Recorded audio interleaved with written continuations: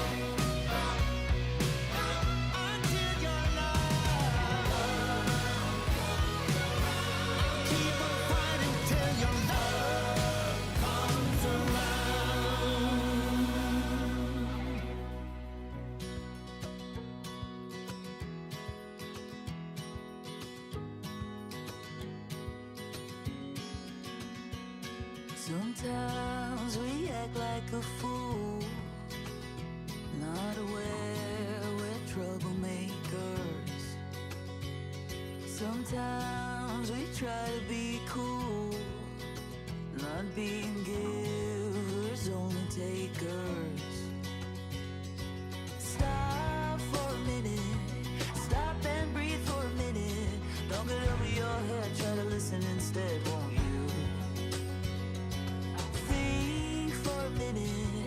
Who you wanna be for a minute? Don't get over your head, you're like everyone else, aren't you? You could gain from being a bit nicer, knowing to talk.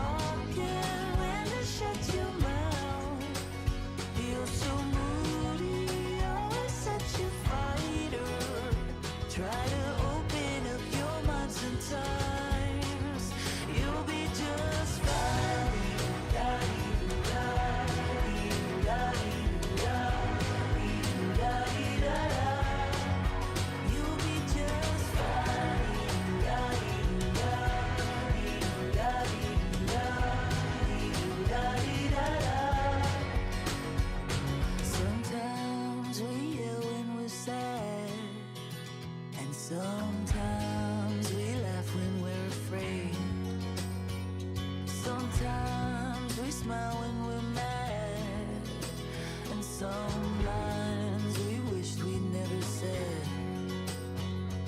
Stop for a minute, stop and breathe for a minute. Long it over your head, try to listen instead, won't you? Think for a minute, who you wanna be for a minute. Don't get over your head, you're like everyone else, aren't you? You could gain from being a bit nicer, knowing to talk and when to shut your mouth. You're so moody, always such a fighter. Try to open up your mind sometimes, you'll be just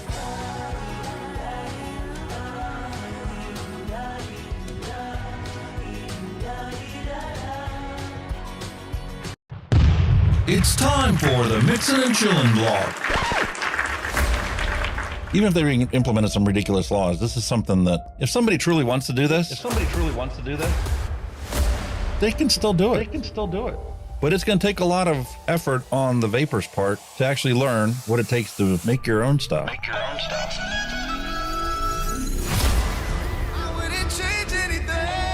I don't know what the heck happened to the last hour of my life, but it certainly wasn't streamed on YouTube like I thought it was. Restrictive policies block progress towards smoke-free world. Many people incorrectly think that very little nicotine content cigarettes are less carcinogenic than current cigarettes. This risk misperception by people who smoke could reduce motivation to quit under a nicotine reduction policy. That's a bit of a problem. Someone who specialises in helping people kick the habit is Dr. Colin Mendelsohn. He joins me now. Look, vaping is a far less harmful alternative to smoking for adult smokers who just can't quit, and that's actually the majority of them. The road to quitting smoking is paved with candy. Double chocolate clear from TFA. Published in the Vaping Post, we have long-term study. Vaping increases odds of quitting heavy smoking. This is Kenny Thompson, the Vaping Heed. He's got a YouTube channel. He's been on here a lot longer than I have. I'm not going to stop until this is legal and available for everyone.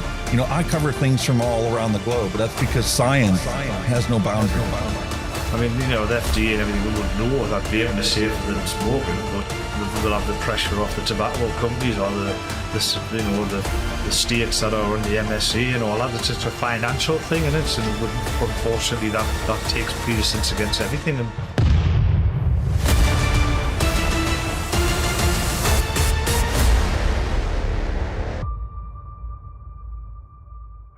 all of the things we went through. You just made my day. Just made my day. You made my day. You made my day. Grab your juice, grab your vape, it's time to get this party started. It's time for the Mixin and Chillin blog. Long-term study. vaping is safer than smoking. Smoke-free world.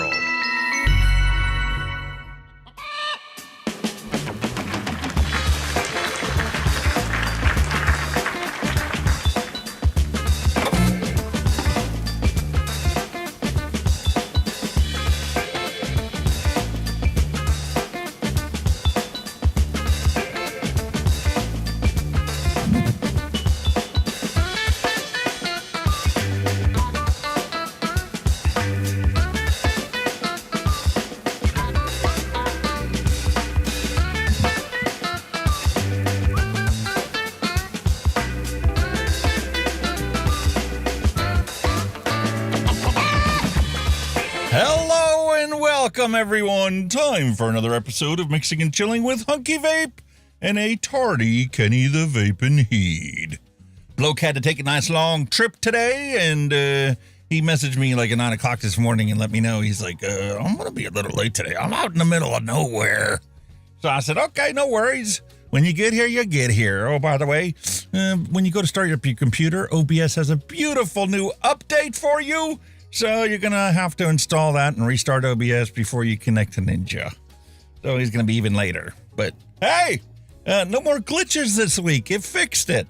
And I come to find out Windows likes to help you out even when you don't want help. And the reason it sounded like I had a lisp recently on my videos is because, well, Windows decided to automatically implement some new AI automatic voice control to make you sound better. And the problem comes when you've already processed your audio and it's as processed as you want it to be, and any more processing would degrade your audio. So I'm like, why do I have a lisp? I do not have a de-esser on here, so what is going on? It was also one of the reasons why we kept having these glitches, because I've got everything pretty much maxed out to what, my computer can do. And well, it was a load that was put on the computer that I didn't even know existed. So, if there's something wrong with the audio, please drop it in chat. Let me know, because I don't find out about problems until usually 24 hours later when I'm putting the timestamps in, which has gotten a lot easier over the years because I've got timestamps automatically created into a text file as I roll bumpers, and it writes down what the time is and how long we've been live. So it's made running this show so much easier. And quite honestly, I'm looking forward to doing the Flavorist Diary, because I'm going to have to write a bunch of custom programs for that as well. And we'll make some new chat commands for you guys out there. And we're going to make it able so you guys can submit recipes, and because you can already see what my flavor list is. And we can make up new recipes, on the diary. I can single flavor test everything. So looking forward to doing that. It's just a matter of getting caught up. And the other thing that's kind of held me back is these ridiculous temperatures. Oh my goodness. It's hot as Hades out there. Sitting on the featured cam today is this awesome Pro Max RTA, the Blaze Pro Max RTA. I recorded the unboxing of this video over a month ago, almost coming on a month and a week. Finally got everything completely edited. All I have left to do is to record my final thoughts and then finish the editing of the video to get it uploaded. I was going to do it yesterday, but 2 o'clock in the afternoon, it got so hot in the studio with all these lights on and stuff, because I was recording other videos, that I just couldn't work up here anymore. It's that ridiculous. The air conditioner hasn't stopped for almost a month, literally 24 hours a day, 7 days a week. No wonder the electric bill's over $400 now. It's ridiculous, folks. I hope you guys are all doing well and able to cope with this heat we have out here. Robert Lawyer is saying, out on the eastern board of Pennsylvania, I'm on the western side, but on the eastern side, heat index is like 114. That's ridiculous. I saw somebody post something on Facebook the other day. It says, hey man, if that's what the heat index is, that's what the weatherman should tell us. Well, that's what the temperature is. I'm like, life isn't a simple 60-character tweet. There's more to it than that. Just because, it feels like 114 and you want the weatherman to say it's 114, it's not 114 outside. It's like 98 degrees and like 80% humidity. Matter of fact, we've got thunderstorms that are rolling through. And I'm looking forward to Thursday, because Thursday it's actually going to drop down and it's only going to be like 70 something. We're going to have a 20-degree temperature drop, not just during the day, but also at night. I think it's going to be the first time my air conditioner is going to be able to shut off is Thursday night into Friday morning. It might actually get the house down to the temperature I have the thermostat set at. It is utterly ridiculous. I mean, I know the thing's old. It was installed back in 1995, but it still works exactly like it's supposed to. I went and got meters and tested everything. I've cleaned the thing inside and outside. So, I mean, it's working 100%. It's just the heat load on this house, it just can't keep up with it. I'm sorry, but 36,000 BTUs is not enough to cool this entire home, let alone the fact that, the second floor, the attic fan upstairs in our attic, it literally ran all day yesterday. It kicked in just shortly after noon and didn't stop running until 6 o'clock at night. That's how ridiculous it's been. But anyway, enough of the misery and having to deal with a lovely global warming situation that's going on around us, which is also due to the magnetic pole on the Earth has actually been shifting, which kind of indicates that the globe is tilting over time. And if you will look at it, it's actually moving like, a couple miles every single year. So no wonder the weather's changing. No wonder Tornado Alley moved to the east. There's a lot at play here besides carbon usage of people and refrigerant leaking into the ozone. Science isn't simple. You got to want to know it, and you got to want to learn it. And then when you learn it, you realize how much you didn't know before. So then you got to pick up the knowledge on that aspect of it, and then you can finally make a determination on what you think of it. No wonder we can't get a fair shake with vaping. Everybody wants to know, is it safe or is it not safe? Well, it's a hell of a lot safer than a cigarette, but it's not 100% safe. Go into the national forest and breathe the beautiful clean air there. Now, this is the part that most scientists don't want to discuss.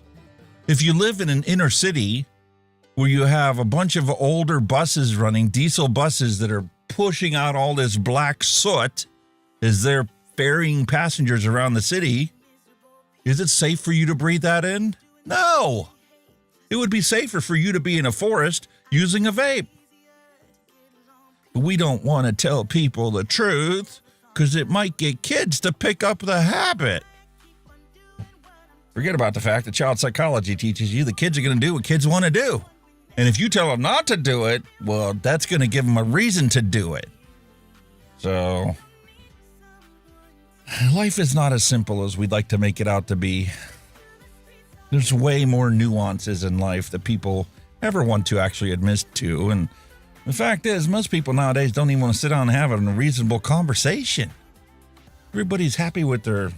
I've even gotten caught, sitting there every night on Facebook looking at their reels, and it's just like, man, this is no different than TikTok. How did I get there on the Facebook and every night have to compulsorily scroll with my 5 seconds of instant gratification? How did that happen? I refuse to make that kind of content, short content, because it's like, what message could you possibly convey in 5 seconds? It's just, life is not that simple. So anyway, that's neither here nor there. Fact of the matter is, we got a beautiful show set up for you today. The news is a little bit different. I totally ignored all the propaganda that's out there, which significantly cut down on the list of news articles to talk about because I refuse to propagate misinformation. So if I come across it and I can clearly see that that's a propaganda story, we're not covering it here on this channel. Sorry for your luck. I'm going to cover the oddball stuff that I come across, like what? Like the fire safety risk of vaping. Everybody's got these disposables and every single one of them has its own battery. And you could only use it for the length that it's here. But if you're like me, you just throw this into a box and say one day you're going to get around to recycling all these. One day you're going to sit down for an hour, tear them all apart, safely remove the battery, and then go drop it off at Lowe's or Home Depot or the auto parts store. Let them actually recycle the battery properly. But, well, if you wait too long, one of those things could actually short circuit and overheat and get your house caught on fire. So that's something that we're going to address in the news today, because that is a legitimate risk of vaping. And it's not so much as in the fact that, you got a risk because you were vaping. It's because you didn't properly dispose of things when they were clearly dead and long past their service life. And that happens to anything. It's not just vaping related. Same thing happens with other stuff. If you don't change your oil every 3 or 5 or 10,000 miles, whatever your vehicle manufacturer specifies, you're going to be buying yourself a brand new engine because, well, without the proper lubrication, it's not going to function properly. Anyway, so what do I have up for us today? I've got this beautiful Blaze Pro Max RTA, and no surprise, it's going to get the title of the best 35 millimeter RTA ever, because I mean, its predecessor was a best ever RTA, and Mike just kept on making improvements to this thing. We've got the beautiful mountainous bubble glass that's on here. It's way loads better than the bubble glass on the Blaze Max. This is just like Arbiter has. You know, this is a flat bubble glass, whereas this is a bubble glass. And, well, in order for it to claim that title, I had to resurrect all of my RTAs. So here's the beautiful Arbiter, once again chuffing on this thing and loving every minute of it and realizing, yes, that definitely was the greatest RTA ever. And I claimed that for multiple years before I finally found something to beat it.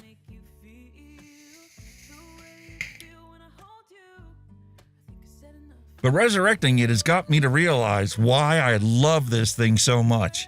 The airflow on there is perfect for what I want to have in a rebuildable tank.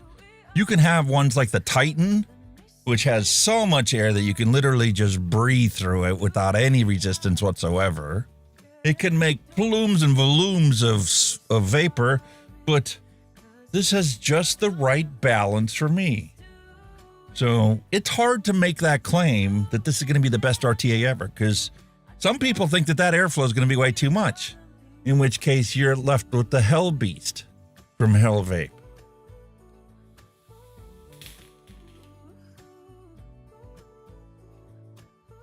The quietest RTA, smoothest possible airflow, amazing flavor production. Hell Beast RTA. And something else I came across when I started doing this was how much your mod that you choose to put your tank on actually makes a difference in how good this is. Perfect example. I love pulling this out. This is the Rouleau RX200. It's got a beautiful sliding tray for dual 21700 batteries. There is nothing else like this on the market that I've been able to find and get my hands on.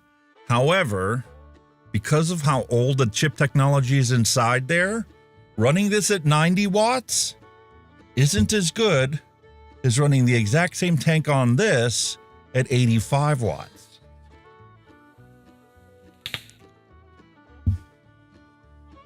I don't know exactly what they did inside there, how they calculate that 90 watts, whether it's a square wave or a sine wave, or how they actually factored that in to regulate that power. But there's a massive difference. And if you put it on something like this, you're not going to get as good of a vape. You're not going to reach the maximum potential of any tank you put on there. Even if it's the BMW of vaping. Yeah, folks, I have the Osiris RTA resurrected and running and operating again.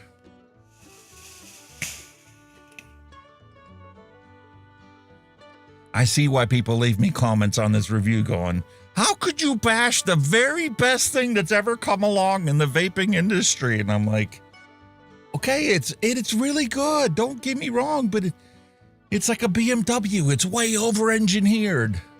Does it need to be that over-engineered? Well, if this was your Vape Apocalypse purchase and that was the last thing you were ever going to buy, I see why you want it. I get it. But it's hard for me to justify twice the cost for something like that compared to something you can get for $10, $20, or $30 cheaper that does just about as good. And in fact, for some things, this one does it better than the Osiris. It's not leaps and bounds better, but the flavor profile in this one, especially for your sweetener, is way better than it is on the Osiris, just like the Arbiter. I filled all these tanks up with a bottle of liquid I mixed up the night before. And that's how much it took to fill all the tanks up. I'm comparing everything right now. And I was flabbergasted. My first toke on this Arbiter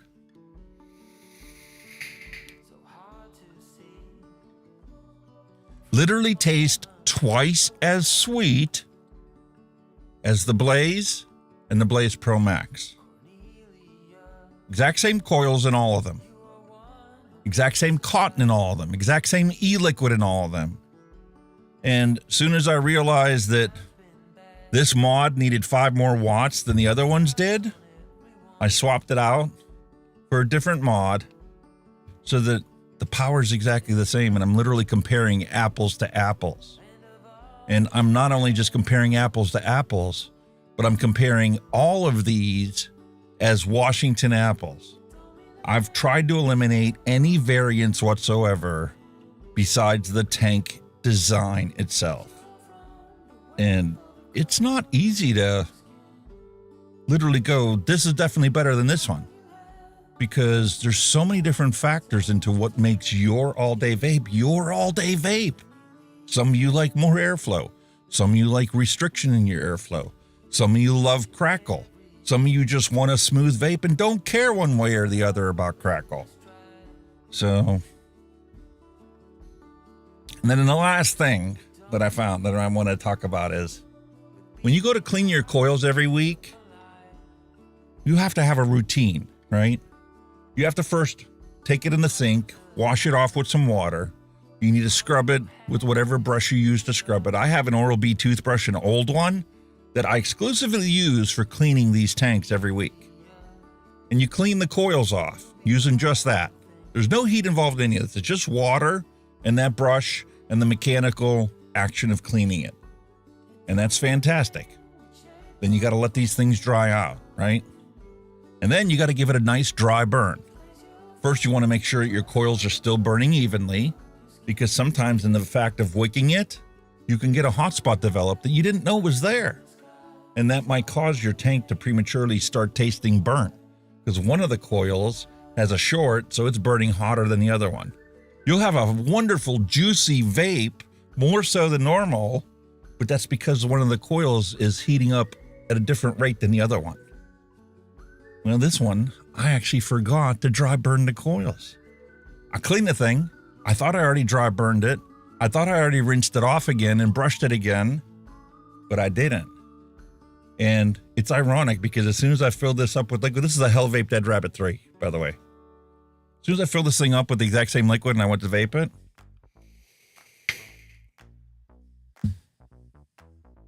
I'm like, I know I put the right liquid in. Why does it taste different? That's because this had a coffee vape in it before. And because I didn't dry burn the coils and clean them again after that, this one tastes different. Even after running a tank of liquid through here, it still doesn't taste the same as a properly cleaned coil with Mango Sunrise in it. So if you run into a situation where you cleaned your tank and you put it in, you put the vape in and liquid in, and you go, why doesn't that taste like it did last week? You might be shocked to find out it's your own fault because you didn't properly dry burn the coil and properly clean it again after dry burning it. And that's the trick to eliminating that whole, oh, I get a metallic taste to my liquids every time I clean them. And it takes a tank of liquid being, used in the product before it tastes like normal again. So, learning lesson for all of you out there that don't know that. Some of you out there have been vaping a lot longer than me and obviously know all these things, but this video is out here to teach all the new people all the things that we've picked up along the way. And that's the whole reason for the Flavorist Diary, because I want you to teach me the things you guys know. I want to teach you the things I've come across and figured out. And sometimes the things I've learned or experienced might be wrong and you need to correct me. So that's the whole purpose of this vaping community. Getting together and teaching each other things and encouraging people. Keep vaping, because as long as you keep vaping, you're not going to go back to smoking. And your health's going to make an improvement. And little improvements build up over time. And next thing you know, you look back and go, it's been 5 years since I've had a cigarette. I remember convincing myself for 10 years I'd never be able to quit. And here I am, 5 years smoke-free. Or here I am, 10 years smoke-free. Or 15 years smoke-free. The possibility's out there. You just have to make a little bit of a commitment and go discover all the new things that are out there. And it doesn't need to be the latest, greatest thing. That's why we do a retro vape week after week after week. Here's this old antique Aspire tank, and it didn't leak. It's been sitting here untouched since we opened it and used it.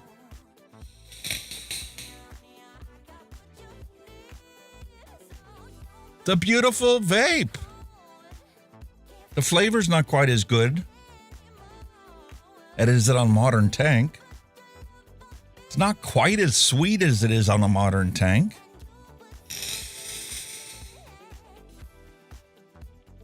Every time you take a toot of it, it's different.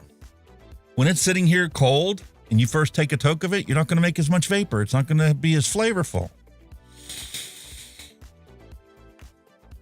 But as that coil builds up and retains some heat and heats up your liquid in there, now you're getting as flavorful of an experience as you can get on a modern tank.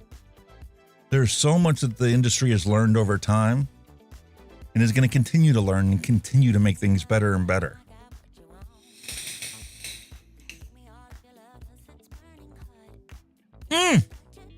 Freaking delicious. Freaking delicious. All right, folks, we're 30 minutes into the show. Time for all the niceties to be over with and time for a little rage sweat. So without further ado,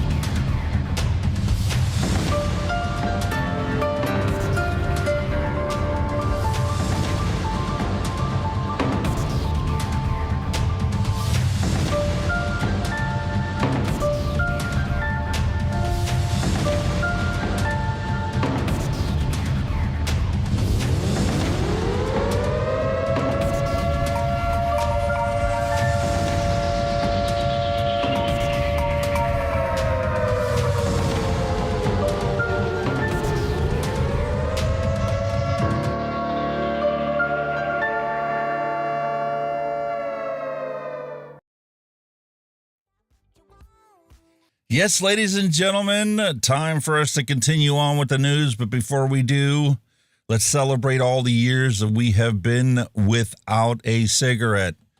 We're here to stay away from the stinkies. And unfortunately, some people haven't learned the lesson yet, and they're going to die from their cigarette smoking.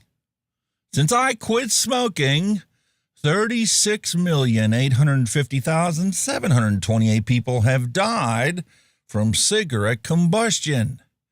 Meanwhile, 0 have died exclusively from nicotine vaping. There's lots of stories in the mainstream media that like you to think, oh, this person died from vaping. They had a heart attack because they were vaping. Excuse me, were they a never smoker? No, man, they smoked for 30 years, but that's not the point. They quit smoking a year ago and they're vaping, and now they had a heart attack because they were vaping. No. 30 years of cigarette smoking have done damage to that person, and that damage is what resulted in the heart attack. It's not the vaping. They were starting to improve the cardiovascular health. But no, we're going to ignore that in order to bash the single best way to quit smoking because, you know, we need the tax money, pharmaceutical companies need the customers, and, you know, we need to push the fear narrative as much as possible because, oh, my God, teenagers are vaping.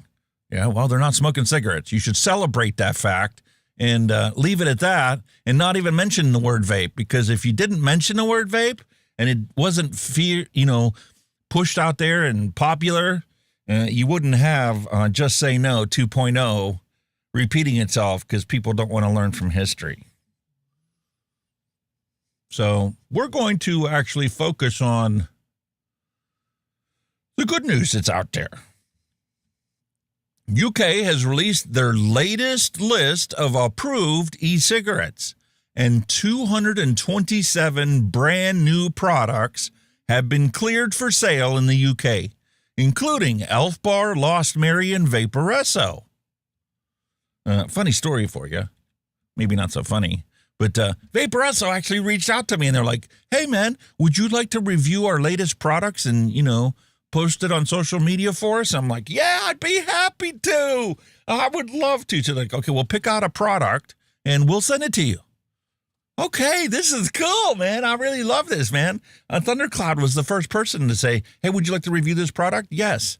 Okay, here's a coupon code. Go buy it on our website, and we'll send it to you for free of charge. Really cool. Direct from the manufacturer. This is awesome. So VAPORESSO is like, okay, pick out any product you want. So I'm like, man, I haven't seen VAPORESSO products in a while. What do they even have?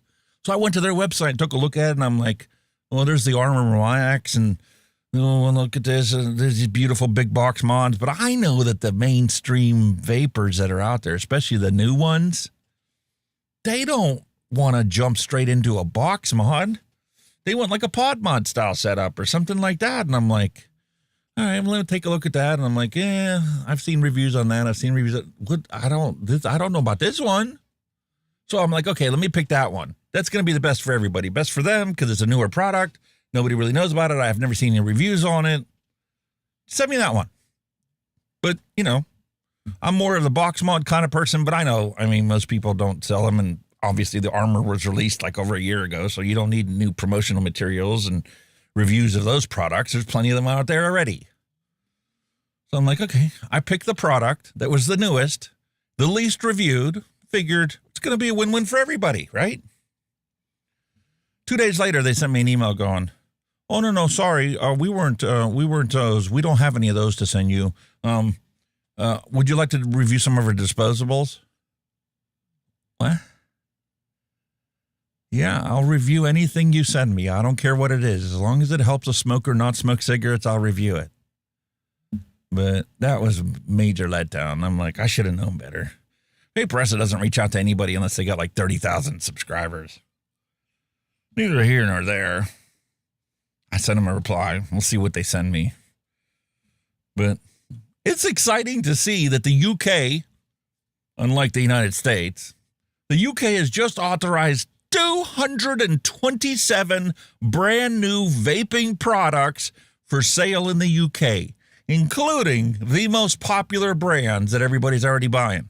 ELFBAR and Lost Mary and VAPORESSO. I didn't realize that they actually made disposable vapes, but that's what everybody's doing. Why wouldn't they be doing the same thing? Just because I've never heard of them. Well, the reason why they reached out and looking for somebody to review their stuff. So I said, well, just as long as it helps a smoker not smoke cigarettes, I'll review it. Send me whatever you want. I don't care. I really don't care. I have more vape products than I know what to do with. I'm set for the rest of my life. My children are set for the rest of their lives if they choose to vape. Otherwise, my son's going to inherit a whole collection, when he gets out of the military. And he'll have his own place to put it. But that's what our purpose here on this channel is. And it's so exciting to see that, unlike the FDA, who still has less than 50 products authorized and available for sale and only has big tobacco brands, in the UK, if you have a vaping product and it helps people quit smoking and it's less harmful than smoking, you can sell it. So much so that we're literally talking tens of thousands of products are available for sale. And it is now customary for these disposables to have 50,000 puffs. I don't think anybody's ever gotten 50,000 puffs out of any of these devices, except for, whatever machine they tested on. But it's literally getting to the point now where you're going to buy a vape once a month because it's that good and it lasts that long. There's that much liquid in it. The coils, there's multiple coils in there. They alternate back and forth unless you want it in boost mode when they're all firing all at the same time. So, I mean, they've literally, technology's marched to the point where you don't need full mod and tank and bottles of liquid. It's amazing. It's truly amazing. 50,000 puff device. VAPORESSO has added a new SKU to its Armor G and GS lineup, which, you know, I would have been happy to review that. I know it's been out on the market for over a year, but they got some new coils for it. I would have loved to have tried that. All authorized by the MHRA in the UK. Unlike the FDA, I heard Robert Kennedy's actually going out there admitting the fact that, you know, nicotine pouches are the safest way for you to quit smoking, and vapes are right alongside them. And nicotine's actually got therapeutic benefits nobody's really talked about, and we really haven't authorized it for that purpose. But there are NIH studies that show that if you consume nicotine, you know, it's good for your Parkinson's and your Alzheimer's and your mild cognitive impairment and a whole host of other conditions that nobody in my department is actually going to promote, because we got to protect the kids. We don't want anybody that's never used nicotine to pick it up, even though they might benefit from it, and even though some of the pharmaceutical companies would lose customers because, you know, they don't need the pills and the patches and the drugs from the pharmaceutical companies, because all they need is a nicotine pouch or a vape, and their symptoms are now manageable without medication.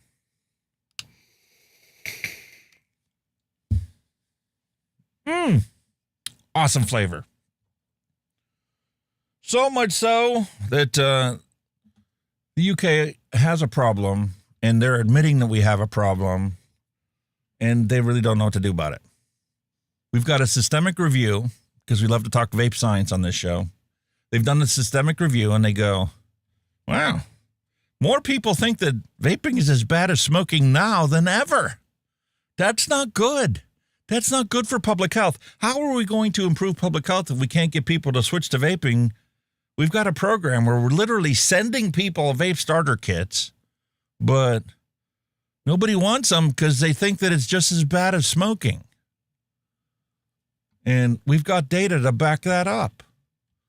This systemic review that was just conducted looked at over 85 articles around the harms of vaping and nicotine, and specifically focusing on what communications and interventions have been effective in changing people's perceptions of the harm to make their perception line up with the facts and the data that we already know. And, well, we found out that people think that this is worse for you than anything, just about. Their perceptions have gotten worse over time. And we just can't seem to get people to accept the fact that this is actually harm reduction, and that harm reduction isn't just some industry term by the big tobacco giants. I mean, kind of is. We'll get to that in a moment. Brent Stafford did an amazing thing. He normally is just the news reporter that interviews people and lets them talk. We actually got to see Brent give a speech of his own, backed up by science and facts and whatnot. We'll take a look at that here shortly. But there's actual science, and it's linked in the description of the video below if you actually want to check out the thing. But I know most people don't bother reading actual science. Most people don't even read the newspaper nowadays. Not that newspapers are as prevalent as they used to be when I was growing up. I used to love watching, the newspaper get delivered, and I used to deliver the newspaper when I was in high school.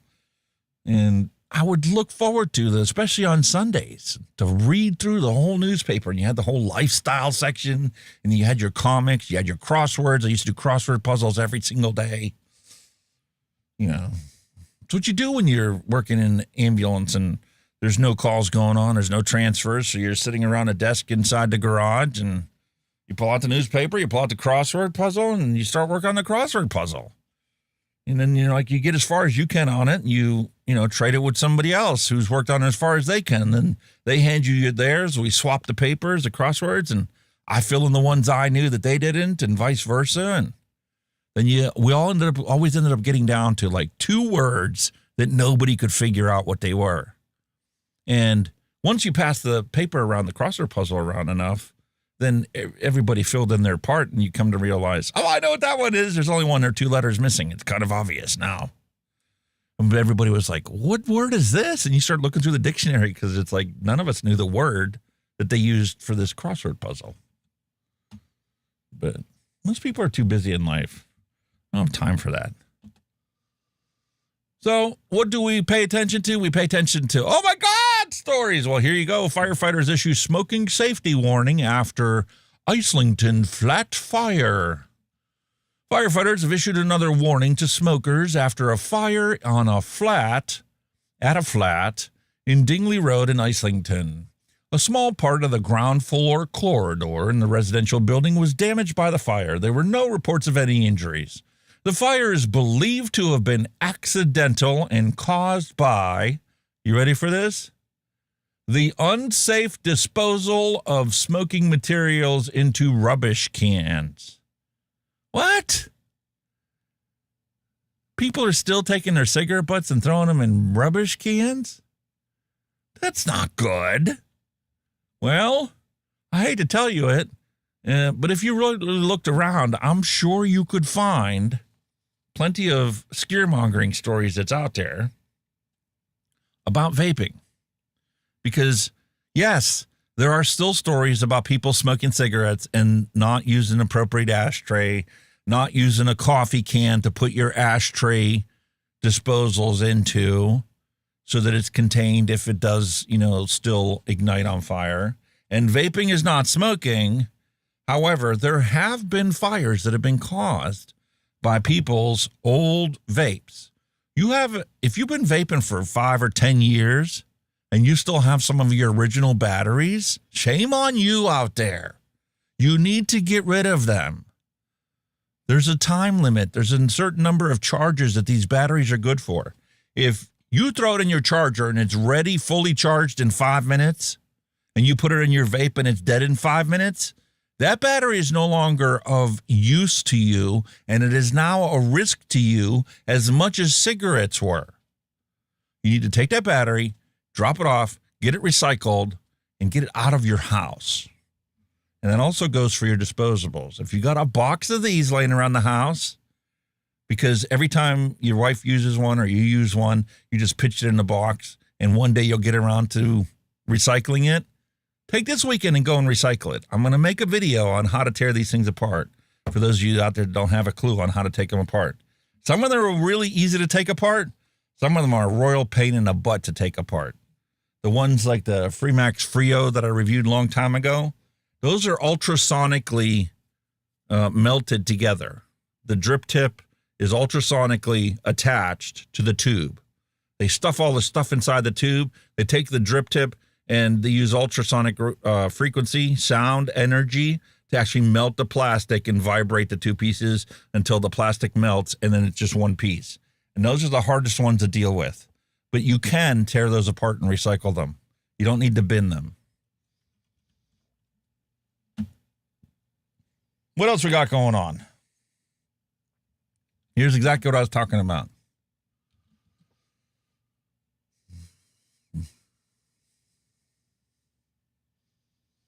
Check for malware now. Secure your device immediately. Recommended. Fire investigators say someone didn't dispose of a vape pen properly, and it sparked a house fire this morning in Northwest Fort Wayne. It happened on Louisedale Drive. 21 Alive reporter Isaac Perlick joins us in studio with more. Isaac. Heather and Linda, fire officials say it was avoidable, and the Allen County Department of Environmental Management has a lot of resources to help. Just like this brochure, it includes a lot and says even if e-cigarettes and vapes are marked as reusable or disposable, they should not be thrown in the trash. They contain nicotine, lithium, and other hazardous materials that can cause fires like the one today. Instead, you should dispose of them at the Household Hazardous Waste Facility off Carroll Road or check with local vape shops and manufacturers.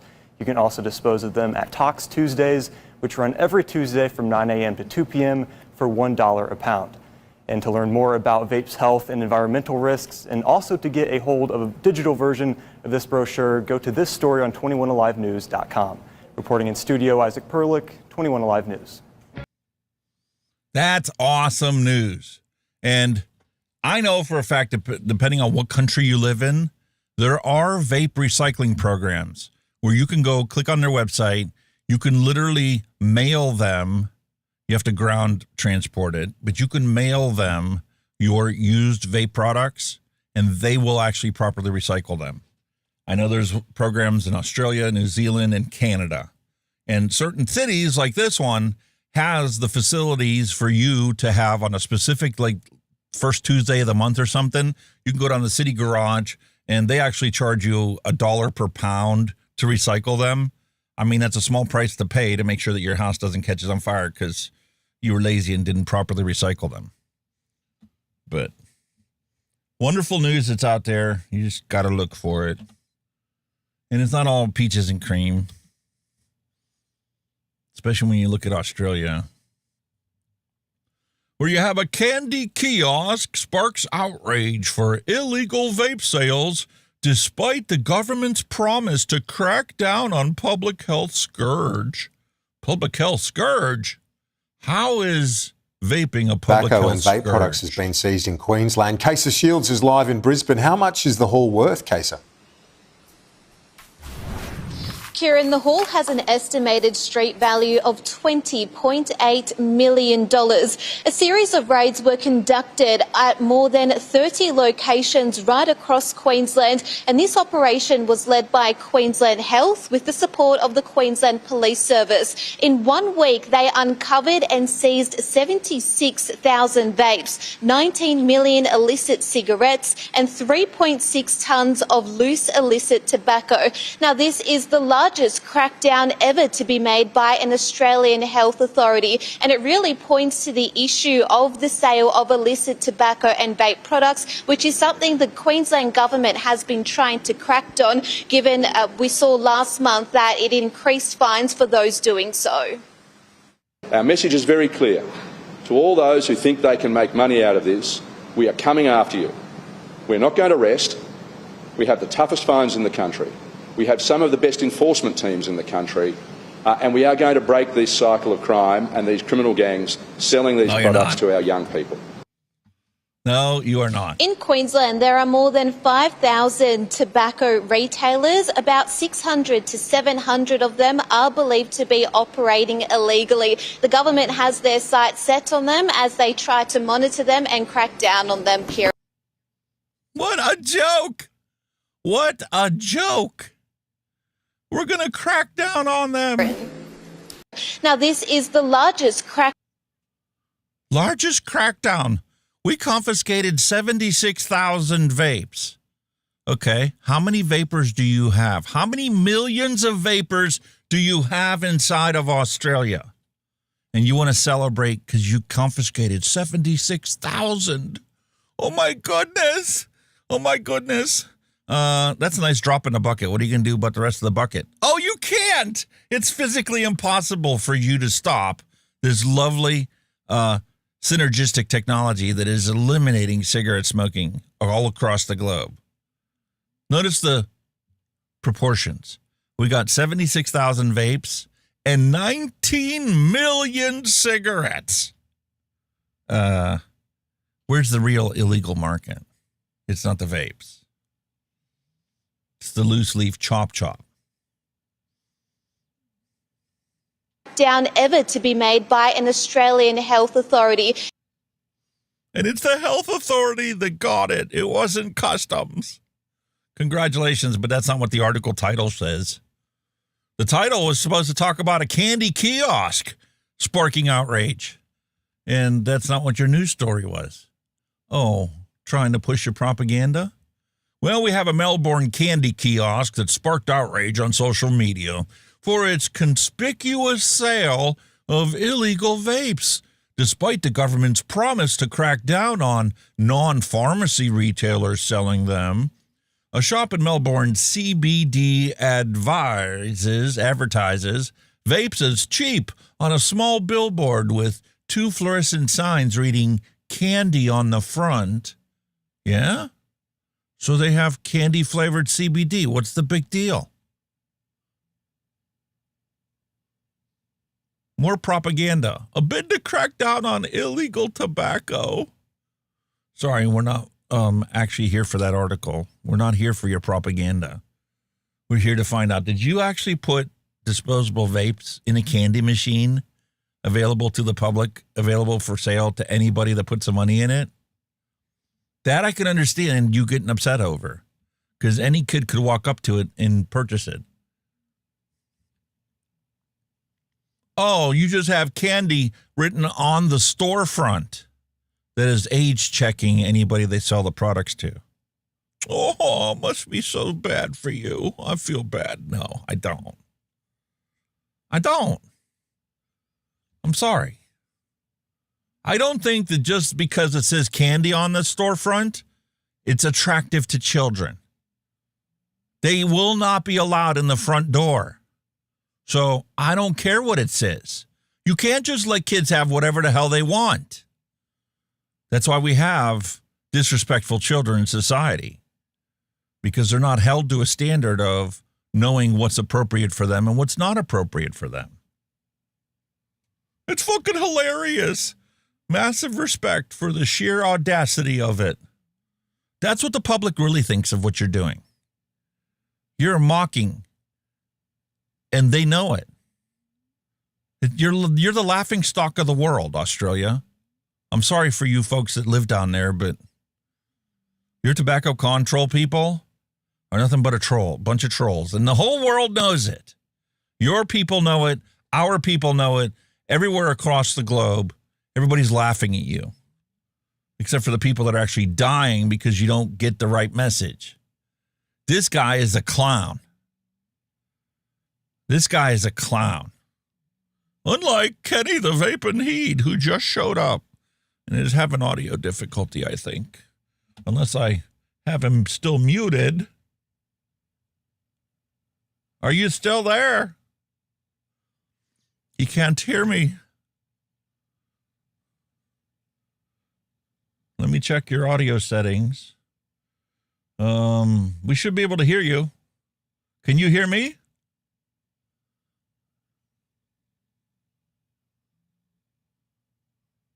Dude, what are you doing?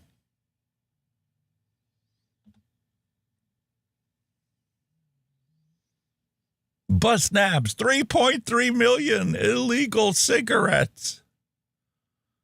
Oh, what a joke.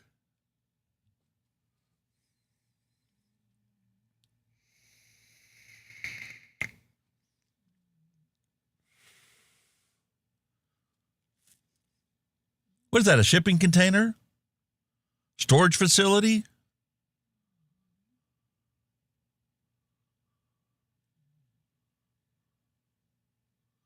You will never stop the black market for these illicit tobacco products. You have the biggest black market in the world because of your prohibition stance. If that store said porn, there would be a line of underage teenagers all the way around the block. Yeah, and there would be a bunch of adults doing blockies to go, hey, porn? What's up, mate? Can't hear me, can you? Say hi. Hi. I get like that too. When I get a problem that just creeps out of nowhere, I just get so focused on actual looking at the problem, trying to figure it out, I don't even pay attention to the fact there's a camera on me.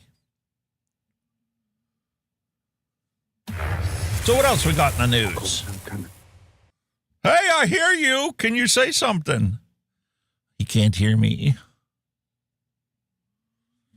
How about the fire bombings? How's the fire bombings down in Australia? Have they stopped?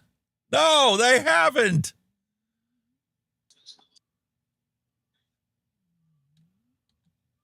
That's an old number. She hasn't updated the website. How do I know? Because it's supposed to be 235. So let's go into our bookmark folders. Scroll down till we see Pippa. There she is. There she blows, Captain.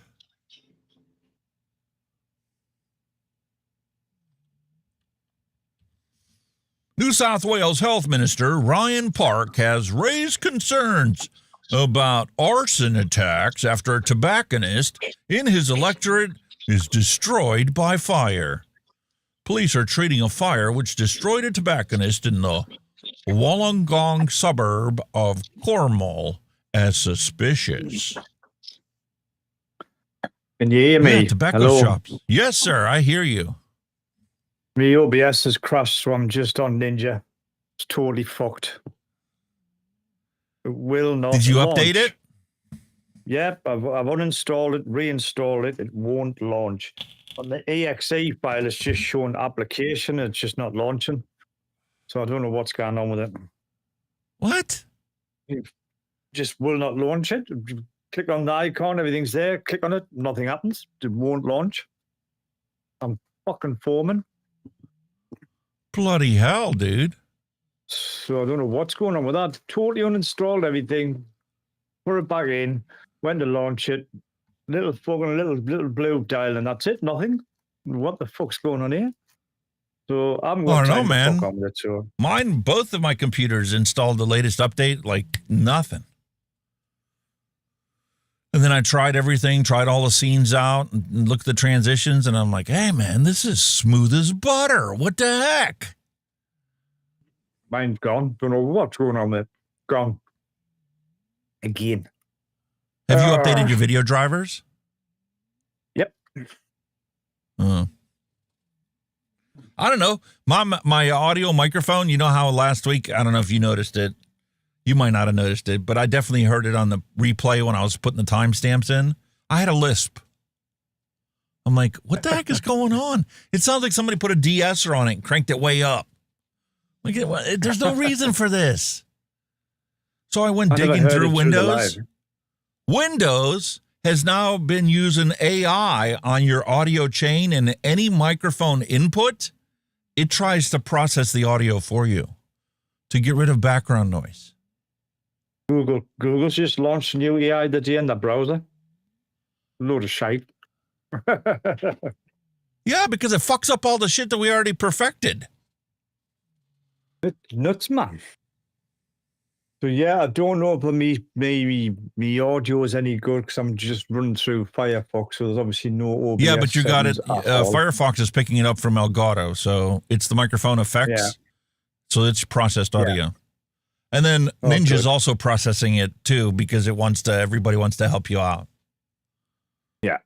Oh, good. So Well, at you're a least little more at least it's compressed not too and bad. there's automatic stuff going on. You sound fine to me. So we're going to leave it. Good. Oh, But here you go, man. Australia, 235 firebombing.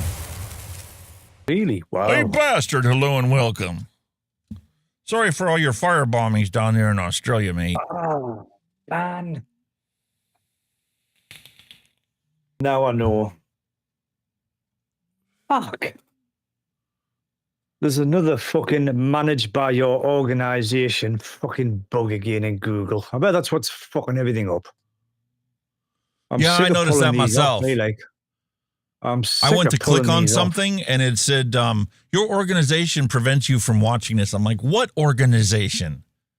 Yeah, I have disconnected. get I've been part of multiple organizations. When I was going to Western Governors University, you know, they provided me office and that put a bunch of policies on my computer and whatever. But I've since graduating, I've gotten rid of all of those. I did some short-term work for a company that had to, you know, have policies on my computer that were managed by their IT department, and I've disconnected from that. It's fucking Chrome putting extensions. It's got an extension in Celestial Portinus. I don't know where it is, and that's what's fucking it up. So I'm gonna go back into me fucking registry and get it all fucking moved off again. Oh, for God's sake, it's getting better and better. Updates, you fucking the load of shite. The fucking joys of fucking computers. Fucking hate So here them. you go, I hate folks. them. 235 fire bombings, and Kenny's about to have another one in his apartment when he blows up his computer. Yeah. What the fuck? Ugh. I give up. As long as I'm on, I've managed to get there. I'm here. I thought the BBC was supposed to be like this open journalistic representation of the UK, right? The fuck, a load of bullshit. When did they become a propaganda arm of the New World Order? They've always had an agenda, man. They've always have.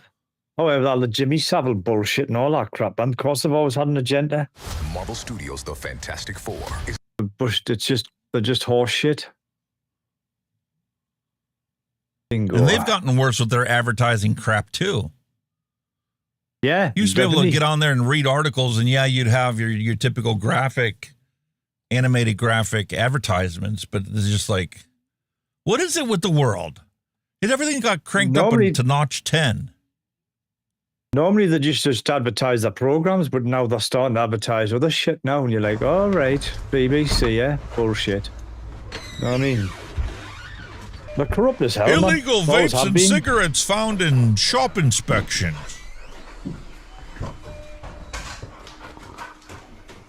Wow. Tobacco sniffing dogs. Really? Tobacco sniffing dogs that get stoned. I knew you had vapes. Boy. I know, you bastards, you've got them. Okay.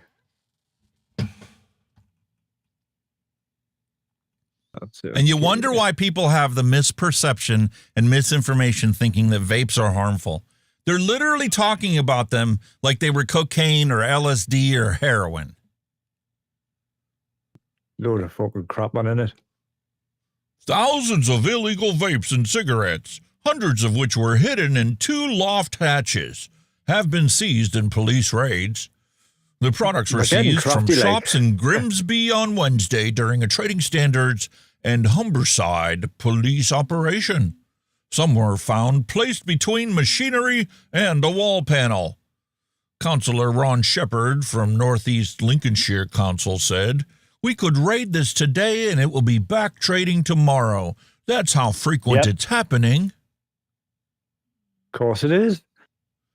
Because like your stupid prohibitionist laws do not eliminate consumer demand. If you live in a capitalistic society and people want something, somebody is going to sell it to them. Until you find a way to work around that, you're wasting your time. You're spinning your wheels for nothing. Right. While there's a demand, people will supply. In the first shop, sniffer dog Griff discovered illegal vape, cigarettes, and hand-rolled tobacco in loft hatches. Professional dog handler Stuart Phillips told BBC they put these concealments up high because they think that the dogs can't detect it. But the dog was right on it. He hadn't even been in the shop 2 minutes. In the same shop, a considerable quantity of illegal vapes were found hidden among electric units in the building. Further amount of illegal tobacco products were found in another shop, hidden in a makeshift hatch above the cover. Aww. We're playing cat and mouse? Yeah. That's what you get for making it illegal, you frickin' moron. Have you not learned from Australia? But the ban on single-use vapes came into force in June. They must now be reusable, refillable, and rechargeable. They should also have an internal tank capacity of no more than 2 milliliters. That's the reason they're not good for the environment, because you blokes put a cap limit on it. We don't have that problem here. Our illegal vapes have 20 milliliters of capacity. And why they have 50,000 puff ratings. Don't you know tobacco products must be registered with the Medicines and Healthcare Products Regulatory Agency prior to being released to the market? We don't care. Your little corner shop, Habib's Corner Store, doesn't give a shit. You cannot stamp out the illegal trade of tobacco products. I don't care how much money or resources or police you hire to do the job, how many dogs you get that'll sniff out the beautiful, delicious flavors. It ain't going away. They're like, your corner cocaine dealer. You take one and you throw them in jail and you lock them up in the pokey, and 2 show up on that same corner the next day. It's like I said, it's just all replaced straight away. Take one out, another one sets up. Yeah, because there's money to be made.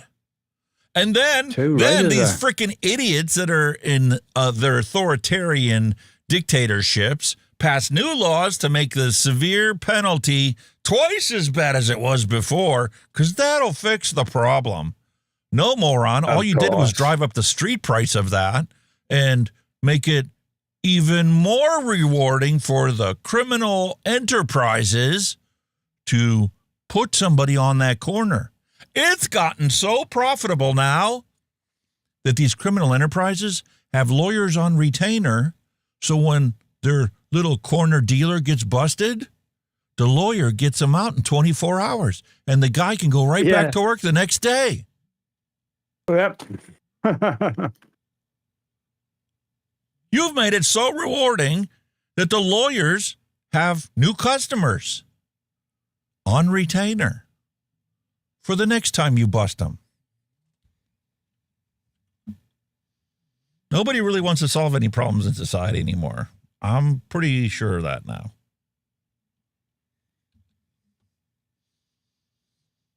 But when there are products that do get to be put on the legitimate market, because it isn't just the UK that has authorized a whole bunch of new products for sale.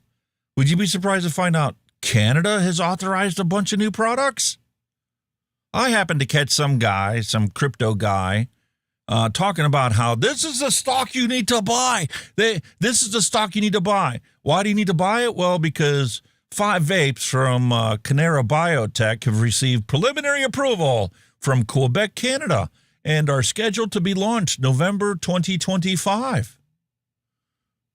The Canadian cannabis company Canara Biotech announced that 5 of its cannabis e-cigarette products have been initially accepted by the Society Québécoise Cannabis Sales Agency authorized by the Quebec provincial government. The product is scheduled to be available in retail stores across Quebec and on the e-commerce platform November of this year. Wow. These 5 products account for 20% of the 25 cannabis e-cigarette products that are authorized for sale. What? They don't just have 5 products from 3 manufacturers like the United States FDA has tried to say? It needs to be the truth and because of their PMTA authorization? What? Really? Canada has more cannabis vapes authorized for sale than the United States has FDA authorized vapes for sale. Wow. I never thought I'd see that day, dude. Too right. Holy moly. It's gotten so bad that down in Texas, House Bill 5 is trying to ban it. Not only ban it, but banning any product that, even when the Farm Bill says it's okay because the THC content is so low that only a lab can find out that it's actually there. Texas says that's not good enough. We want to ban any product that contains THC. And here's Senate Bill 5 to try and do it. Everybody was so excited because, they got the acquiescence that they needed from Senate Bill 4. And some people figured, I got my product past it, so fuck everybody else. I don't care. Surprise, motherfucker. Here we have Senate Bill 5. It's going to eliminate all of it. I'm scratching my head because one minute they're fucking legalizing it, now they're trying to ban it already. Well, that was the whole reason why the governor vetoed it, because he said, no. If the federal government authorizes it to be available for sale because of the hemp bill, then you need to create regulations for it. And the senator and the lieutenant governor in Texas says, no, fuck you, we're going to ban it again. We're going to start right from back where we were, and we're going to try and ban it this time. This time, we're only going to focus on THC. So anything that has any THC whatsoever is banned. Wow. You can't do that. The Farm Bill specifies that a certain quantity of THC in a CBD product, in a hemp product, is legal for sale because there's no psychoactive component to that product. Yeah. The THC is too low for you to even notice that it's in there. And Texas is like, no, fuck you. We're going to ban it all. Except, well, as soon as they did this, they got the same flack that they got on Senate Bill 4. So they decided to adjourn for, a couple days, and maybe they'll talk about it when they get back. More like, I think that this boils down to the fact that they need people to give them reelected. Texas Senate chamber was practically empty Monday, so when Senator Brian Hughes opened the meeting, a few minutes later, he brought it to an end. The Senate stands adjourned until 11 a.m. Wednesday, July 30th. The expected debate on SB 5, a legislative crackdown on the hemp industry, was also put on hold. Well, we're surprised to see that the Senate didn't take up any bills today. Heather Fazio with the Texas Cannabis Policy Center spoke to me about what the delay could mean. I think it's good news that the Senate has more time to consider SB 5. The bill is flawed deeply. It misses the mark when it comes to the governor's mandate to the legislature to regulate, not ban THC. So this gives them more time to decide on amendments and to work out details of the bill. SB 5 is currently written would ban all hemp products with THC. There is an exception for CBD and CBG. The legislation includes criminal penalties for possession, makes manufacturing and selling the banned products a felony. SB 5 also has an age restriction prohibiting sales to minors, and there's permitting fees. Smoke shop owners like Flea Monkey.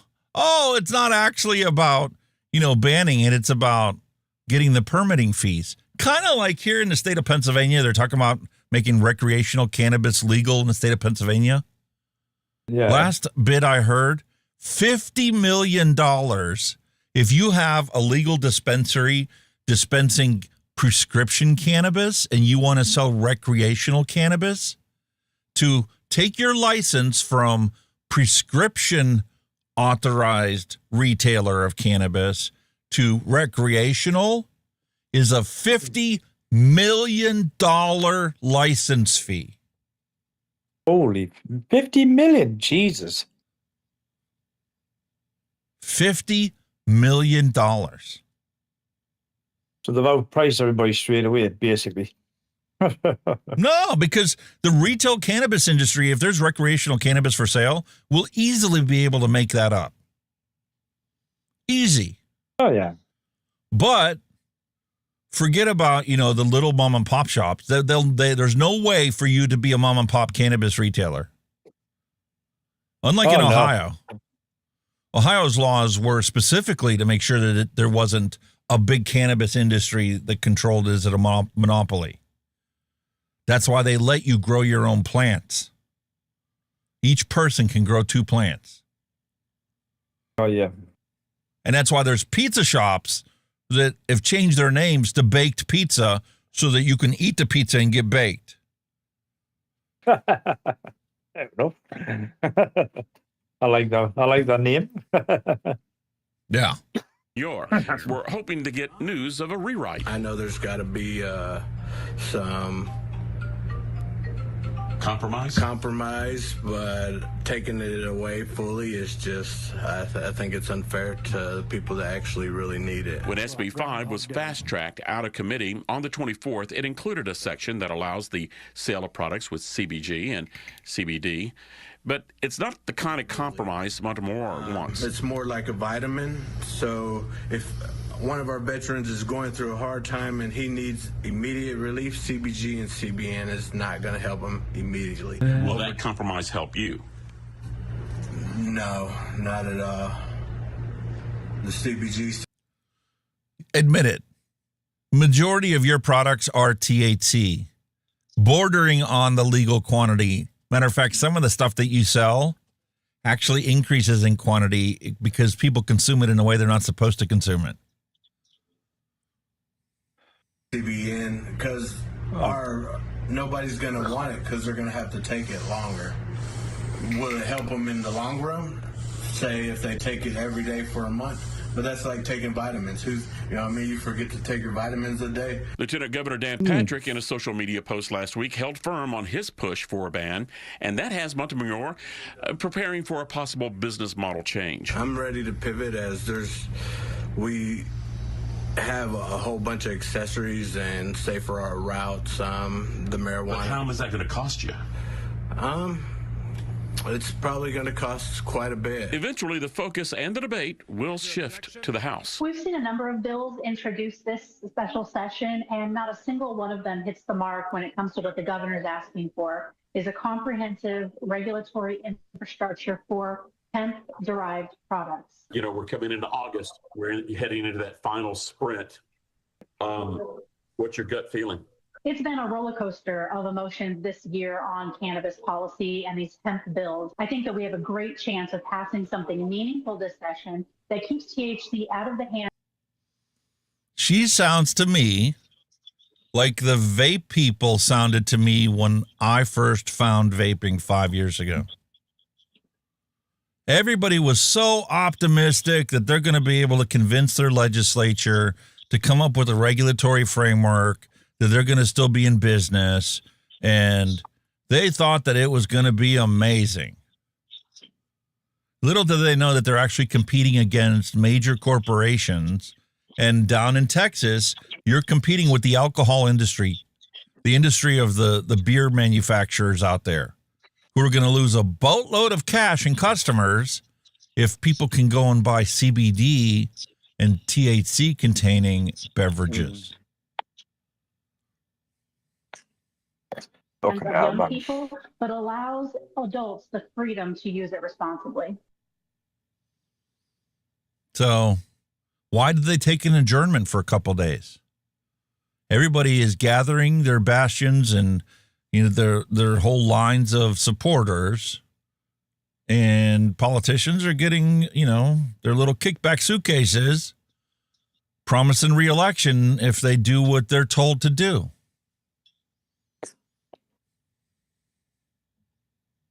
Shocking. The joy of politics. Absolutely shocking. Bullshit and crap. It is, because the average consumer is the one that's going to lose the most. Exactly. And there you have the cannabis advocates out there, the equivalent of our VTA and SFATA and all these other supporters, like when we had CASA, that are going out there and, putting their PR statements out there going, well, Texas deserves a choice, not a monopoly. Texas Hemp Business Council urges lawmakers to defeat Senate Bill 5 because it doesn't regulate. It creates a prohibition model, which is already a proven failure. It's the exact same thing the vape industry dealt with 5 years ago, is where the cannabis industry in Texas is dealing with right now. Holy shit. Wow. I'm scary, Except, see, man. they don't have science behind them like we do. Yeah, you got it for PTSD sufferers and veterans and stuff like that. But we have it for public health in general. Here's Cochrane's latest review showing once again, more strongly than ever, that electronic cigarettes for smoking cessation works. People who smoke, healthcare providers, and regulators need to know that electronic cigarettes can help people quit smoking, and they are safe for use for this purpose. They've included 90 completed studies representing 29,000 participants, of which 49 studies were randomized controlled trials. that they rated 10 out of 10.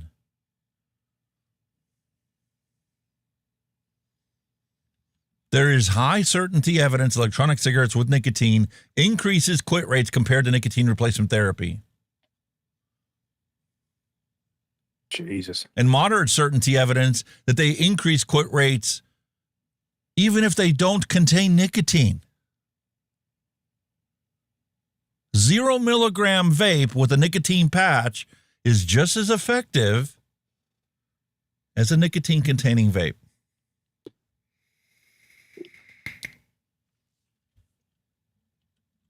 Wow. It's crazy.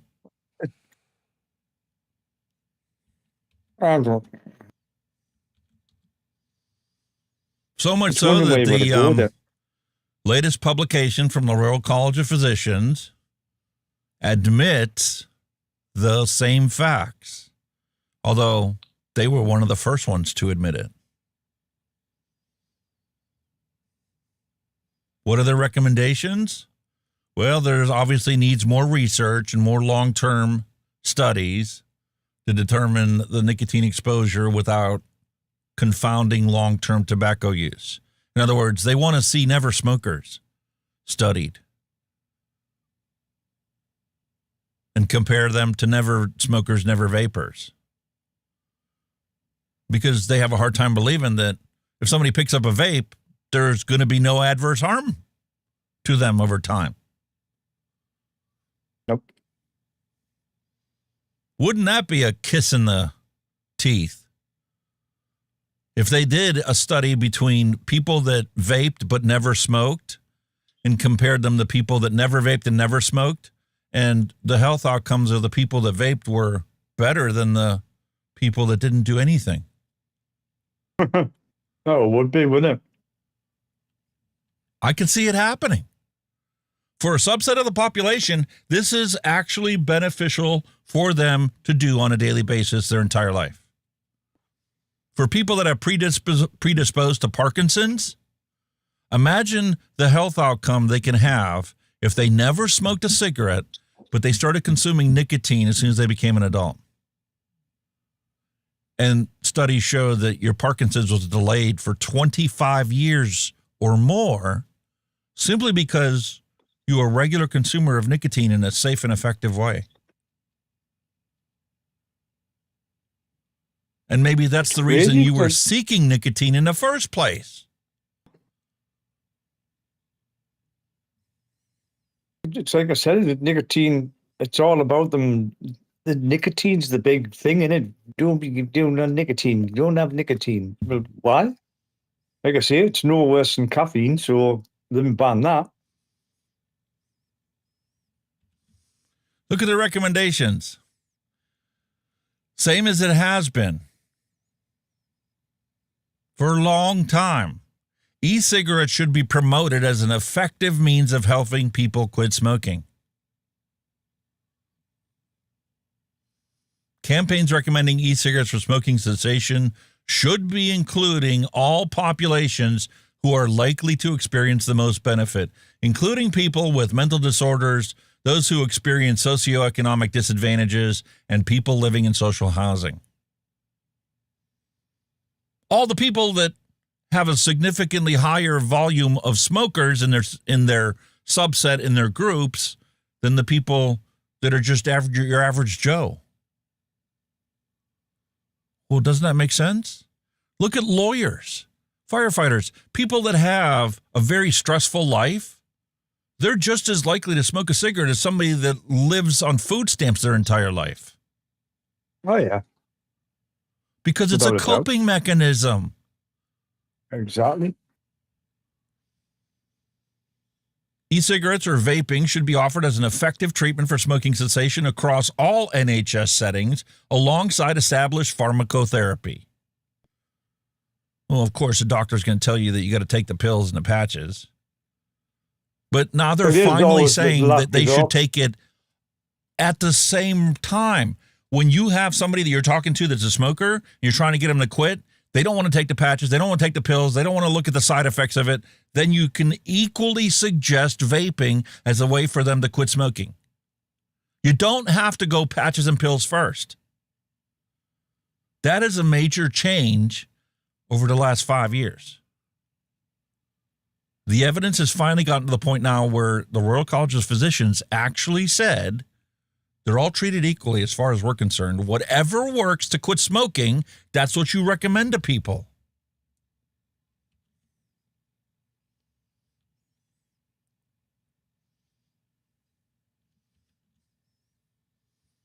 It was funny what they say about your thing since you left the EU. The UK Parliament lacks legislative powers to amend the tobacco and regulated product regulations. The government must introduce legislation to take such powers in an urgent priority. You were supposed to have a TPD 2.0. Where the fuck is it? Our current legislation now is still the EU one. They haven't updated. It's nothing. We're still under the EU rules, even though they're in the EU. Explain that to me. That doesn't make any sense. They've never touched it. The whole point of Brexit is so you guys could take charge of your government and take charge of the regulations that apply to your citizens. Well, you haven't done a fucking thing. Nope. Brexit happened, and you're still following TPD. What? Why? Exactly. Exactly.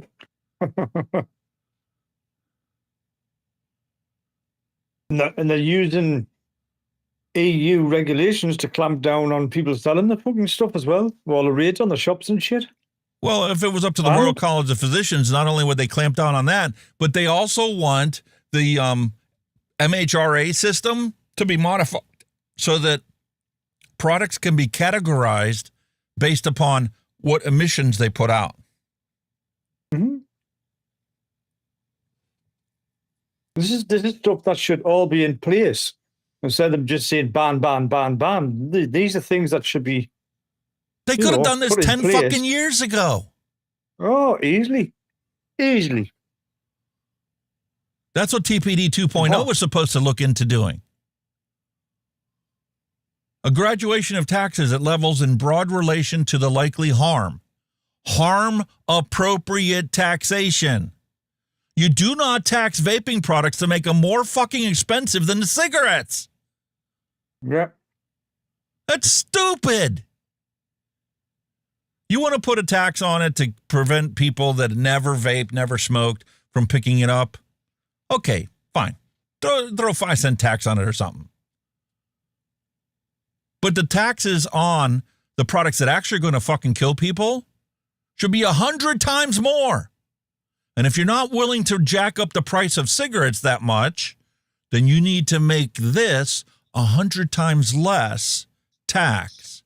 So if that means you're only charging 1 pence per milliliter, that would at least convey to the public that we're only looking to get 1 pence per milliliter on this versus the dollar per pack that you're charging for cigarettes.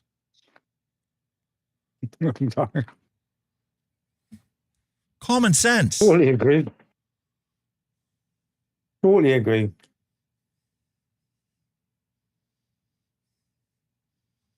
This I thought was funny. Tobacco industry interests and recent conduct and claims around harm reduction. Oh, gosh. What is this? What is this infatuation with the people that aren't going anywhere? I don't care how much you hate them. I don't care how bad they were back when, we were children or a twinkle in our daddy's eyes. That has nothing to do with the fact that they're transnational tobacco corporations. They're pissed off that these big tobacco corporations are now getting into cannabis and biolabs and pharmaceutical products. They're buying pharmaceutical companies. And they even went so far as to talking about the ethics of these people selling the cigarettes that are killing them and making them sick, and then selling them the pills to treat the problems that the cigarettes caused. We're winning it. Well, They're multinational corporations. They're in the business of making money, and they'll do it whatever way they can. So if you don't have the gall to ban the cigarette because you know it's going to create a black market because it's not actually going to stop consumer demand, perhaps you should let them push their harm reduction agenda, and perhaps you should, encourage the financial gain of selling harm reduction products, force them to get as many of their combustible tobacco users to convert to modern technology that won't kill them. Isn't that the goal, to improve humanity? Isn't that what is needed in society? Like you say, just all money, innit? All they want to do is make a profit. They don't give a fuck how they do it. Robert Lawyer's right. Once established, the black market will never go away. The only way to get rid of a black market is to make the legal market as cheap as it can possibly be, with as many people as possible selling legitimate, legal, regulated products. So what do you mean it'll work? What do you mean it'll work? You want the perfect example of that? Take a look at California. California was one of the first states to legalize cannabis, right? But the problem was they put too many regulations in place, charged too much for people to grow cannabis, charged people too much to sell the cannabis, taxed the fuck out of the cannabis. So it didn't affect the black market at all. Because the black market grows the plants and sells the plants. No middlemen, no markup, and they're supposed to compete with the same plant being sold at 1,000 times the price because everybody in the regulations had to take their cut for it to become a legal product. What? It's got and you can't understand why the black market didn't go away? It's just going but send everything backwards. I mean, like the state of Pennsylvania, $50 million to have a business license to sell recreational cannabis. What? That's crazy. That's crazy. Absolutely nuts. It should be like $100. Or here's a novel idea. How about you have it as a percentage of your annual sales? 10% of your annual sales is the highest I could possibly see that being a successful model for retail sales of the product to eliminate the black market. You're still going to have a little bit of a black market.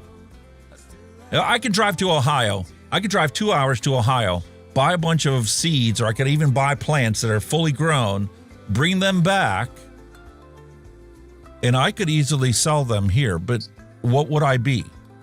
I'm only going to be growing 2 plants.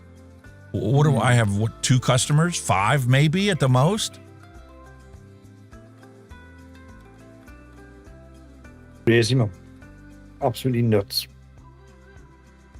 I mean, that's like you say, the current black market for the cigarettes now is because they're outpricing people. While they bump them up, the black market's just going to sell them cheaper. You know what I mean?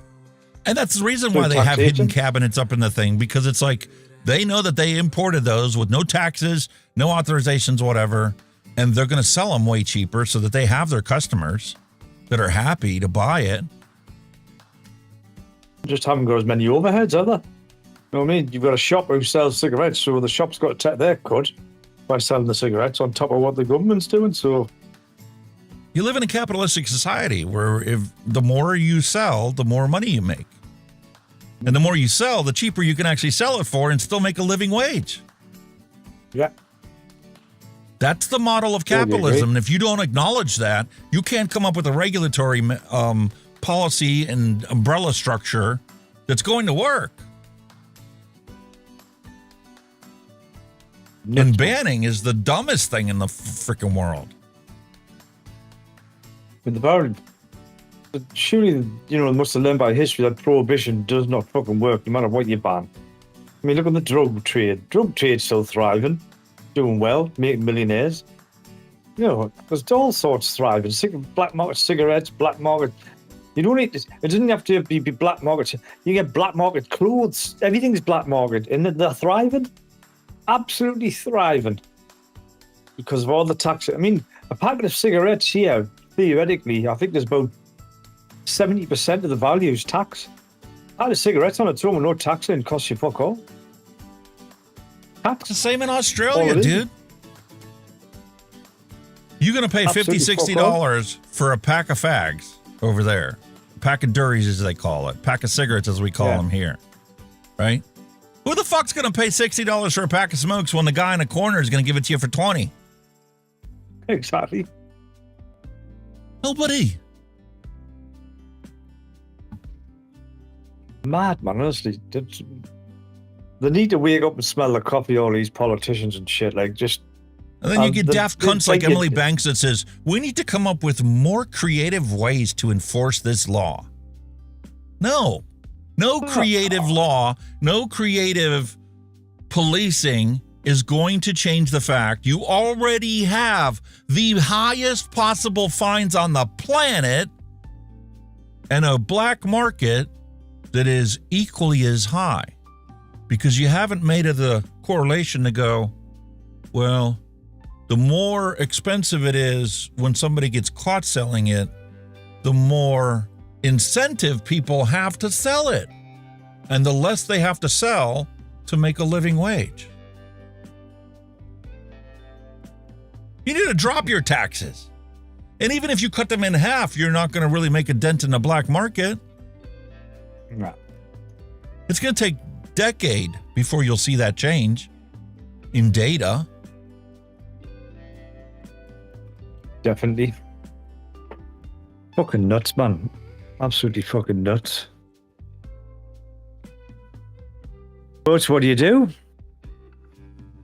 That's like Kennedy made the statement. He was like, "Look, man, we're gonna really rapidly proceed on these PMTAs, getting them authorized and brought to market, because we do recognize the fact that vaping is better for you than smoking, and smoking is the deadliest thing in the world, and that's the problem we need to focus on."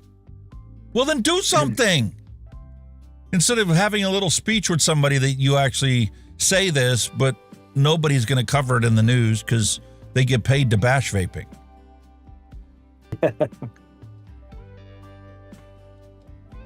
Andrea Young, hello and welcome. I got your message. There it is. How can you blame the politicians wanting their cut of the drug sale? Drug dealers do the same thing. How is it any different? It's not. We'll never win the drug war. Nixon started a war that actually made the situation 10 times worse than it would have been if he would have just ignored the whole thing. 110,000 Americans died last year of a drug overdose. And I guarantee you, if Nixon never started the drug war, that number would be minuscule. Like, I'd be surprised if it actually hit 1,000 people that overdosed. Really? Wow. It's the fact that it's illegal why things are so concentrated. When people can't get the real stuff, they'll sell you crushed up drywall with fentanyl in it. Hey, Super Chat! Awesome! William Dobson again. Woohoo! How come I don't? Live chat? Well, it's not popping up in my chat. Gremlins are overforced, mate. This computer's shagged. Really. There you go. Kenny's fun for his forklift at Christmas. Thanks, mate. Very much appreciate that super chat. Jesus Christ, me fork truck. Oh, Gonna have lots of fun stuff. Ah. Holy moly. We'll have our own airspray, surely. Alex, a good work man doesn't blame his tools for his incompetence.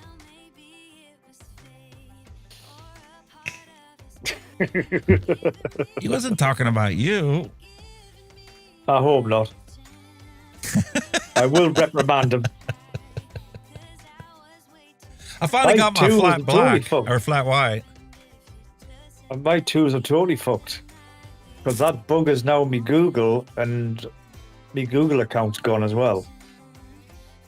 I can't even watch on YouTube.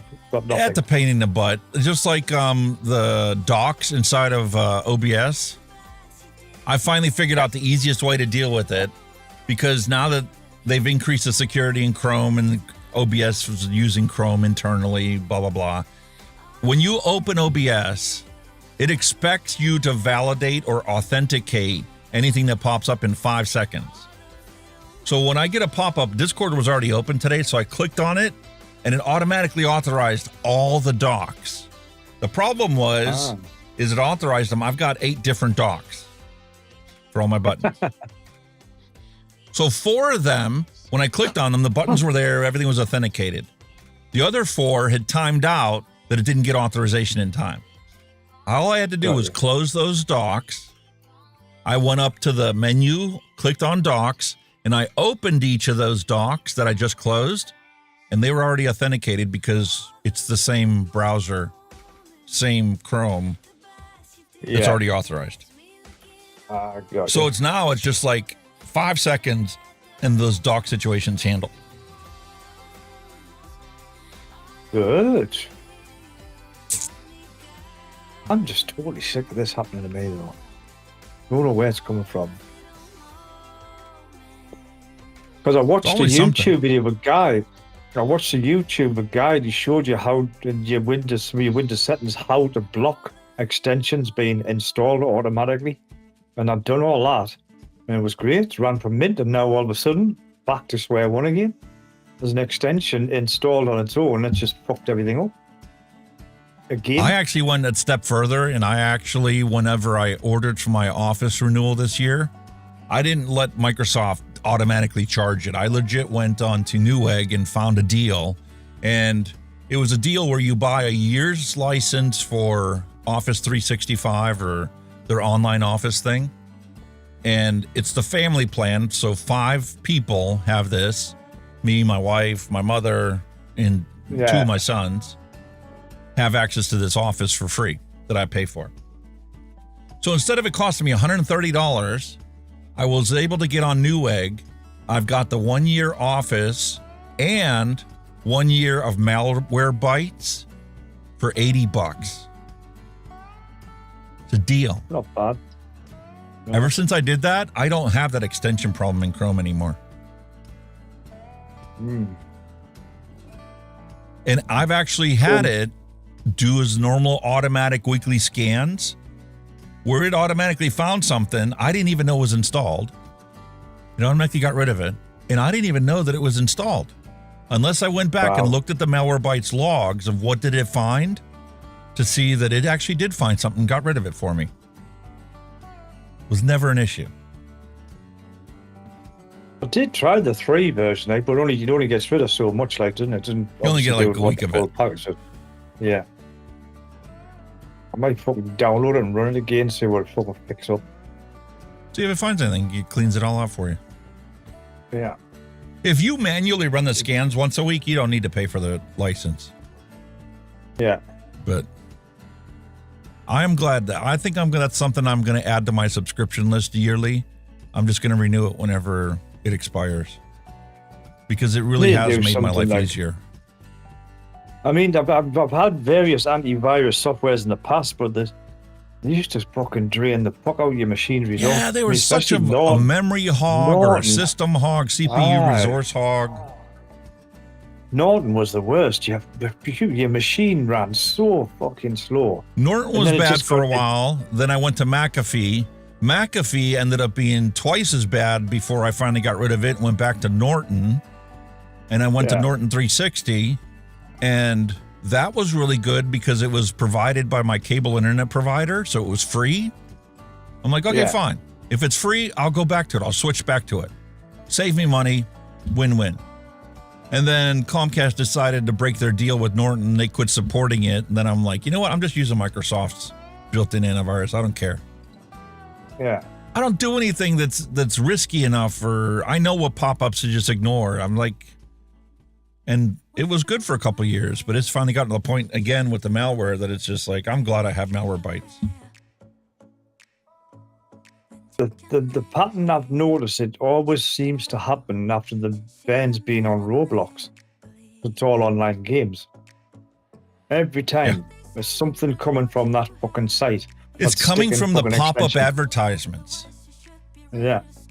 And then when you click close, it's not actually closing. They've got false ones out there that has a fake close button. When you click on that close button, you're actually clicking on the install app, and they can silently get it installed. You don't even know it's installed. Fucking bullshit, man. Honestly. I keep warning as well, if you because your downloads like avatars and all that stuff, just keep an eye That on what was you my download. biggest moneymaker in the world, dude. When the people that were writing the malware and the viruses and stuff legit got their virus installation process to look legitimate, like an antivirus window. When you clicked on that, eliminate this threat, it mimicked the whole behavior of your antivirus when it found something. But it was never your antivirus. It was actually the malware that looked like your antivirus software. That's how sneaky these guys. It's a con job. It's always been a con job. It fucking is, like, absolutely fucking bullshit. Well, sir, I think it's time for us to have an adult beverage. Ooh, that sounds nice. Are you up for it? I certainly am, sir. Where the fuck is it Flavor at? explosion. Right.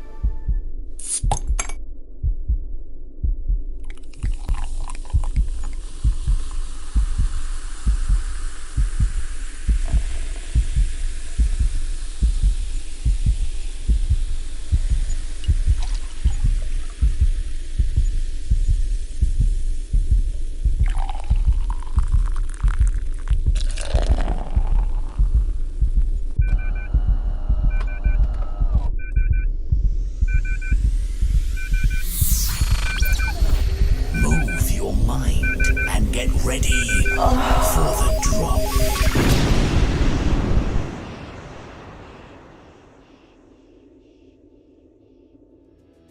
Up to you, sir. Right. Today I have got some of my old favorite back, matey.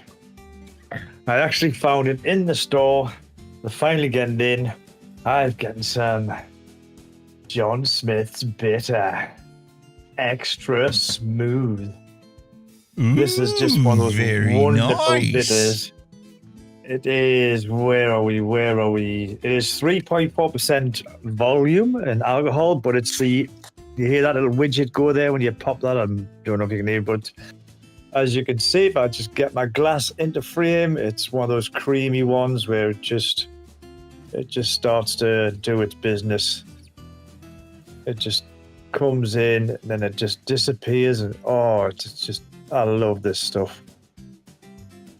Goes in all fizzy and gooey. But then when you watch the bottom, this is so satisfying, this. It starts to clear. You can see it all falling down. Wow. And there she goes. She's starting to clear. Absolutely delicious.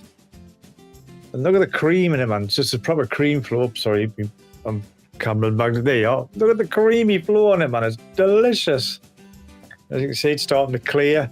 I love the way like the waves go down here. You can see the waves like just falling down. It's awesome. Look at that. Man, I got a question for you.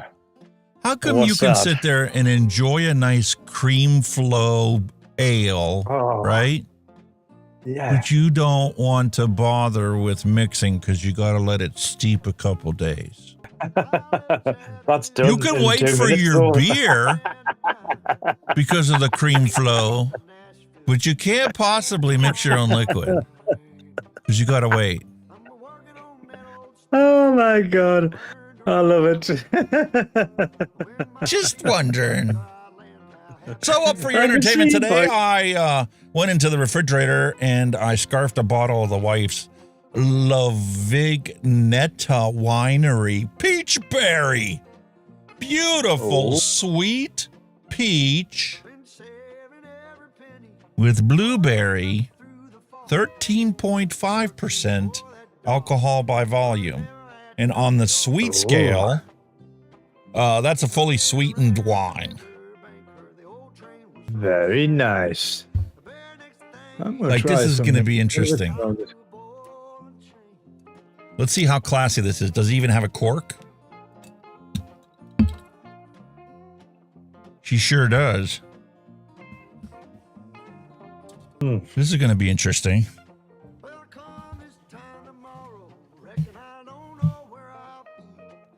Oh, the old corkscrew. There you go. How long did it take a steep? There you go. That's settled. That's ready to go. Look at that. Delicious. Listen, you had your cream flow and had to wait for it. I've got my corkscrew. I have to open it. That is awesome.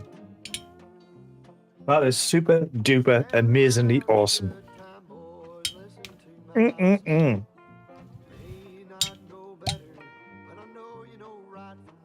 Hey, you're getting very posh, matey. Wine man, eh? She smells fantastic.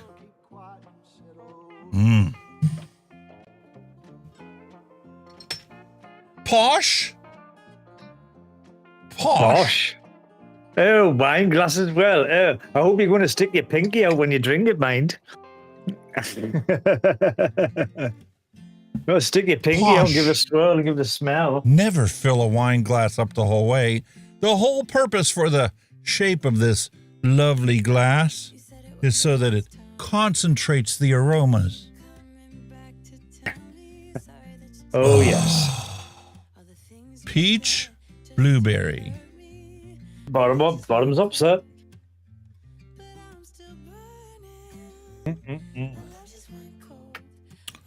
Uh-oh, we're in trouble. Yep. We're in trouble. The wife is not going to get an ounce of this. Uh-oh. Oh, shit. She might get something else when she gets home. Fuck.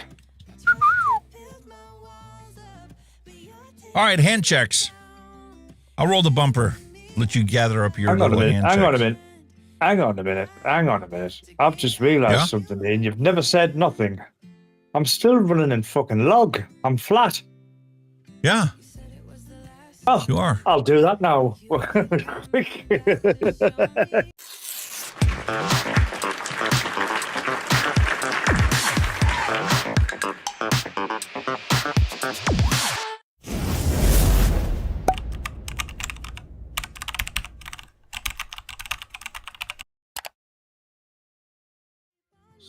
All right, since the mate's sitting there trying to get his color sorted, here's the beautiful Blaze Max RTA.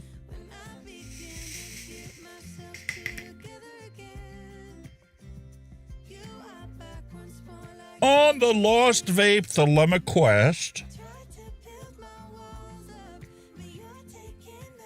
Well used and abused. And the whole reason that is being looked at is because I'm currently in the process of reviewing reviewing the Blaze Max Pro RTA with the honeycomb airflow, 127 honeycomb airflow design, 270 degree wraparound coil technology, beautiful expanded true bubble glass to let you have almost 10 mils of liquid. News just in. According to Neil Pitts, Alex, your assignment today is a peach berry recipe. Now back to your regularly scheduled content of Mixin and Chillin. That sounds like a lovely challenge.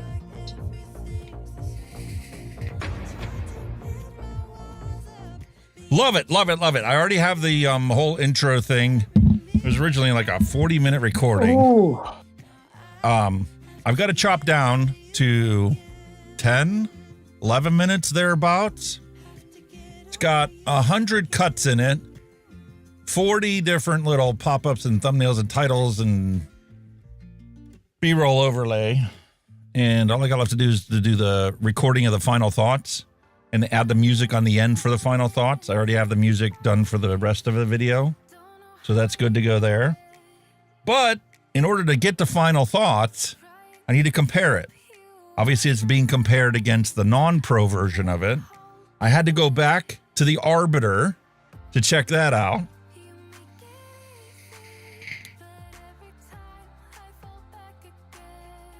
Only to fall truly in love with the Arbiter once again.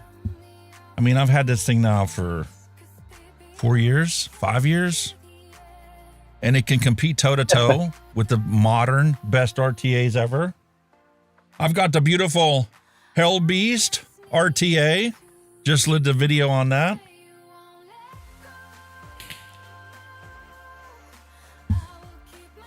Not only do I have that Hell Beast RTA, but if you give me a second, I need to turn the LEDs on.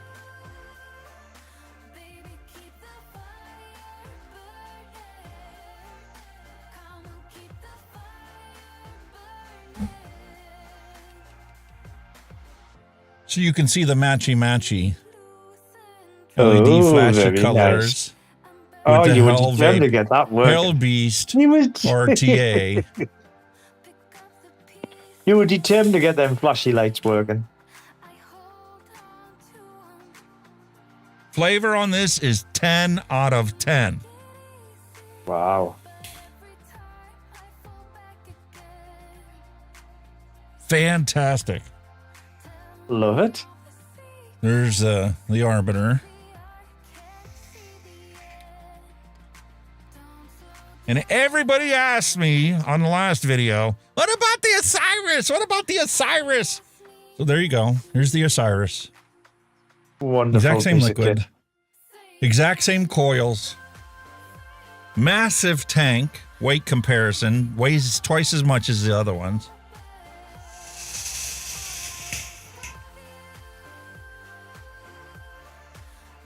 That's not a 10 out of 10 flavor. 9.5. Ah, the nice. Took a half a point off it. Yeah. And no matter how much I try, it takes about 2 tanks before I get rid of that metallic taste of a new coil in there. The Osiris. It is what it is. And then also, the next closest one down the line is the Dead Rabbit 3 RTA. With the coffee flavored coil that I didn't dry burn a second time.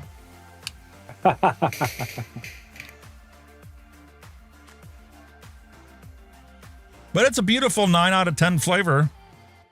Little reduced airflow, even from the Osiris. And that's probably the reason why this is a 9 out of 10 flavor and the Hell Beast is a 10 out of 10. Because this has just a little bit more airflow and it's a little bit more turbulent than the Hell Beast RTA. What you got? Me? I haven't had time to get anything. Mate, holy cow. I've got my Pyropod click as always. That's my little daily drive at the moment. I've now sussed out this Dead Rabbit mouth to lung. There you go. On the what's this? The MG class, which has got that rice pudding in. Yep. I'm still rocking me Blaze. Still rocking that. That's still there. What else have I got? I've got this gold edition. What was this again? Dead Rabbit here. That was the Dead Rabbit V2 gold edition on me MMX, whatever you call it. MMX. Matchy, look, gold on gold. That's got what's left of, I believe. Look at how low I am on this now. Where I can get out of it. That has got see, this is what I do with me dregs. I put them in an RDA. That has got the last of the, come on, you little bastard, focus. There you are, the last of the cherry bakewell in. So I'm down to the dregs and the drippers. So that's pretty much it at the moment. Because I've got no batteries left. So I've just had a battery clear out and I've threw loads of batteries out. So I'm limited on what I can vape at the moment until I get some batteries. And I've still got this little fella as well kicking about this friggin', what do you call him again? The Pava, this little bloody smartwatchy type thing. It's still gammon. Takagawa, hello and welcome.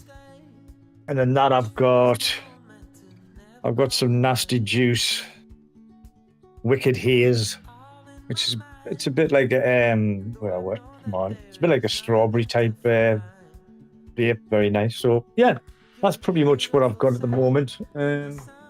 Oh, hang on, I've got this as well. I've got the drag. I don't know what's in this. Hang on. That has got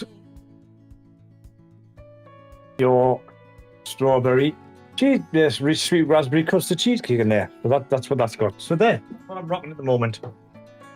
Not a lot, but it's well, there. I didn't want to seem like a prick and show off a bunch of other stuff, but I literally have a bunch of other stuff still here.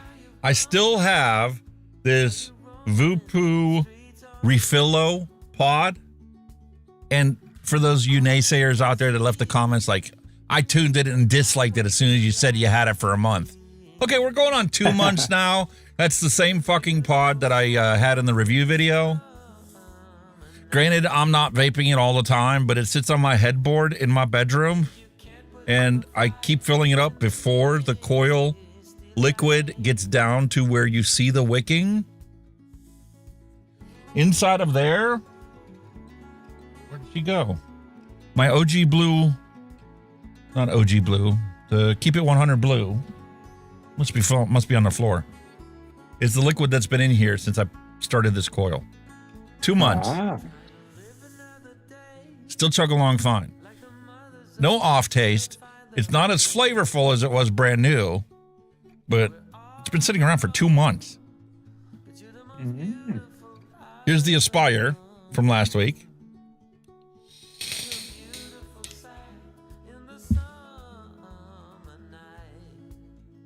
Mango Sunrise. Oh, very nice. Inside that.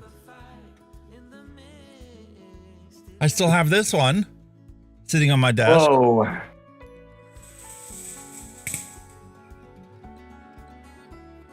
This is Modus. What is this, a Lustro? Which one was this one? I don't even remember. It was our retro vape from like 2-3 weeks ago.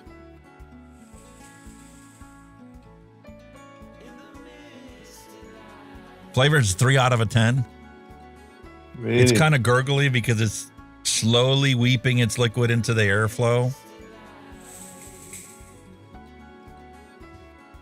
It's a shame. That one's getting washed this week. And last but not least, here's this one with the OG blue in it as well. And this device, if you don't touch it for 24 hours, it shuts itself off and goes into a deep sleep. You have to click the button for it to turn itself back on. Bit of a battery saving mode, isn't it?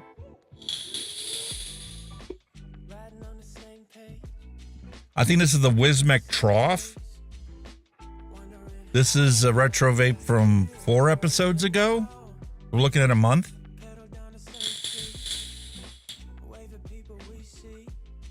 but it doesn't piss out its liquid. And if you saw anything else that we did a retro vape on, and it's not here, that's because it pissed its liquid out all over my mod, so it got washed. It got put on the shelf. Yeah. So I guess it's time to roll the hand check bumper to see what you guys uploaded to the Discord server. Ooh.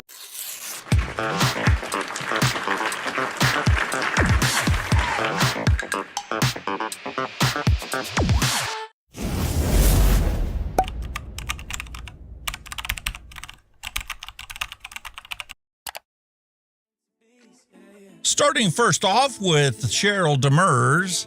Sorry, folks, this is in alphabetical order because I always add your name to the beginning of the file name.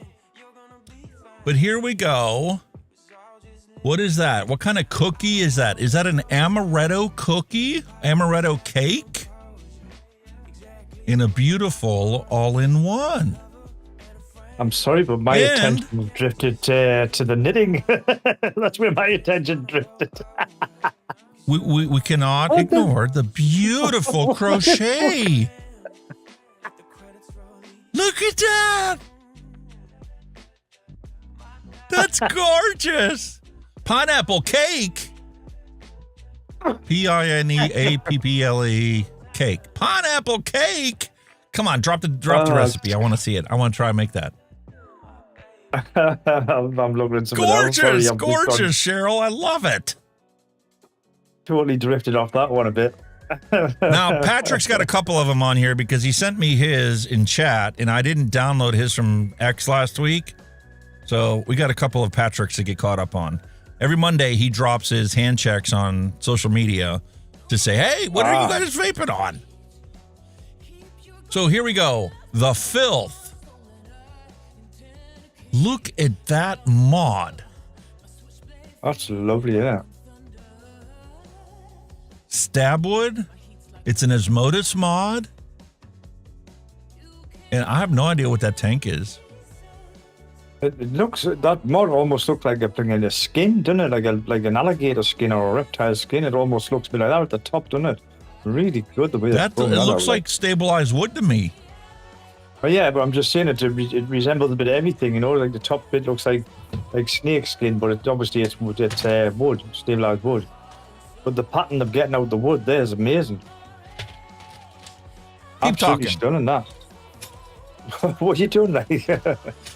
The Filth is a huckleberry milkshake. It's by Sick Drees. Oh, it's Sick Boy. Sick Boy do some good juices. I've had some of their stuff. They are absolutely gorgeous. I bet that's nice. That mod's lush. Beautiful. That's too good to take out. That I wouldn't dare take that out. I would leave it in the house. Definitely leave it in the house. That's an awesome bit of kit.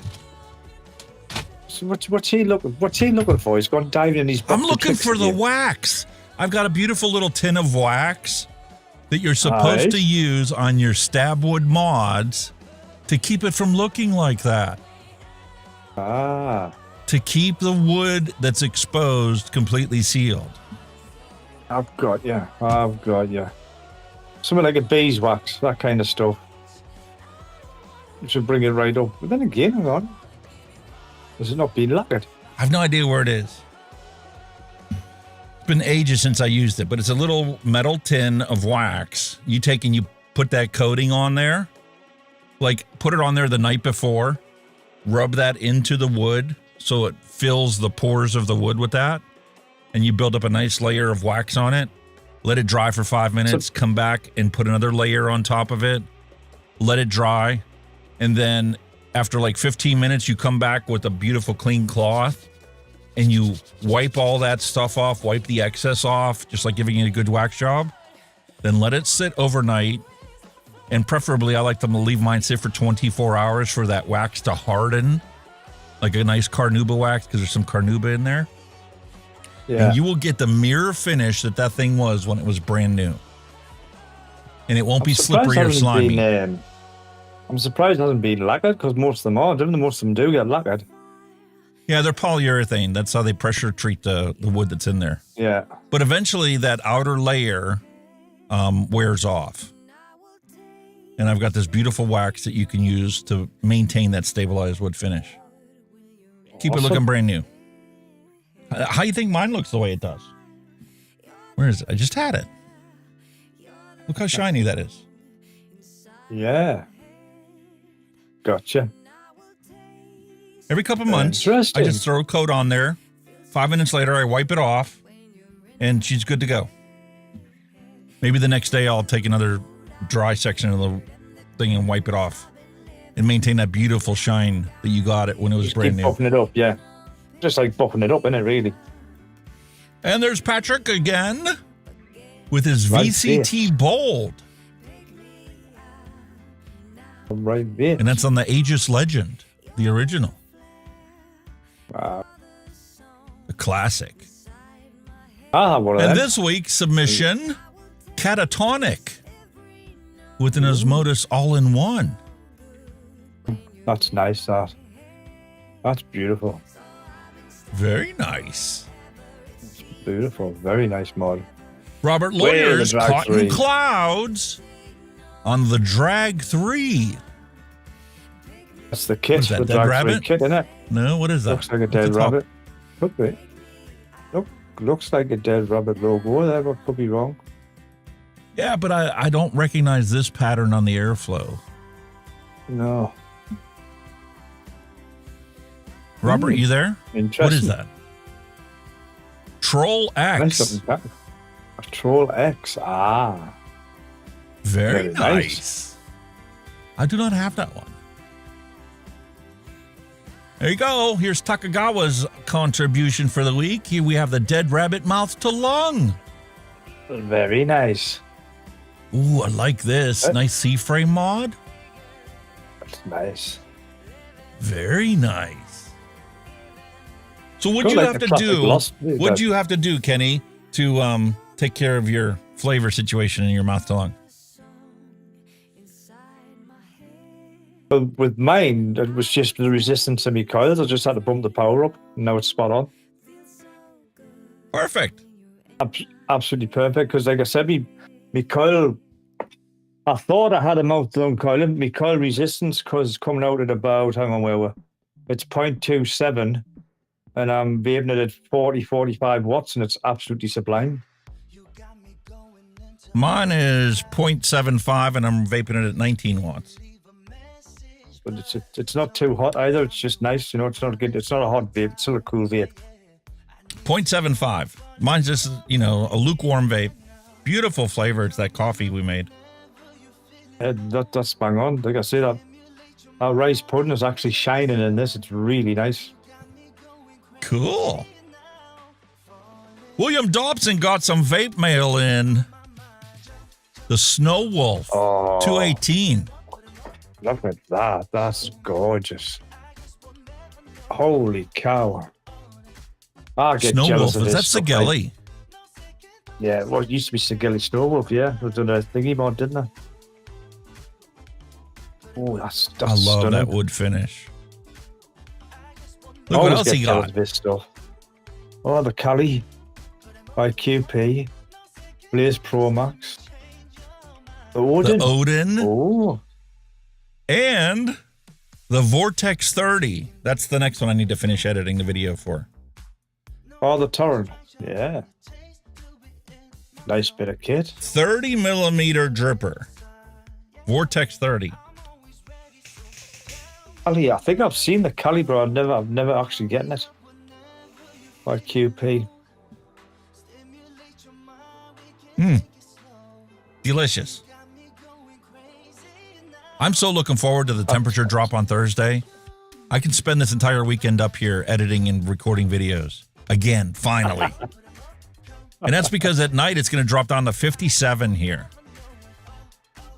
Which means the air conditioner will actually be able to cool the house off from how much it heats up during the day. We're pretty cool now. We're all right now. News just in. It's just I nice. will be opening that According up. to Neil Pitts, Alex, in the package I sent you is some e-juice to try in the retro vape today. Now back to your regularly scheduled content of Mixin and Chillin. Ah. You'll be Yeah, sent me a package. Very nice. He sent it priority mail, and somehow it went right past Pittsburgh to New Jersey. Really? So it wasn't delivered on the day that it was supposed to be delivered. It ended up showing up last week, Wednesday. So I saved it, haven't touched it, haven't opened it up. We're going to get that opened up here as soon as we finish off these hand checks. 2 minutes. That's nice. He's got some nice kit there. Ooh, pretty in pink. Look at that. Pretty in pink. William Dobson. A squonker? He likes a bit of pink. What squonker is that to hold a 30 millimeter dripper? Ooh. I think he's got a bit of Bogan there.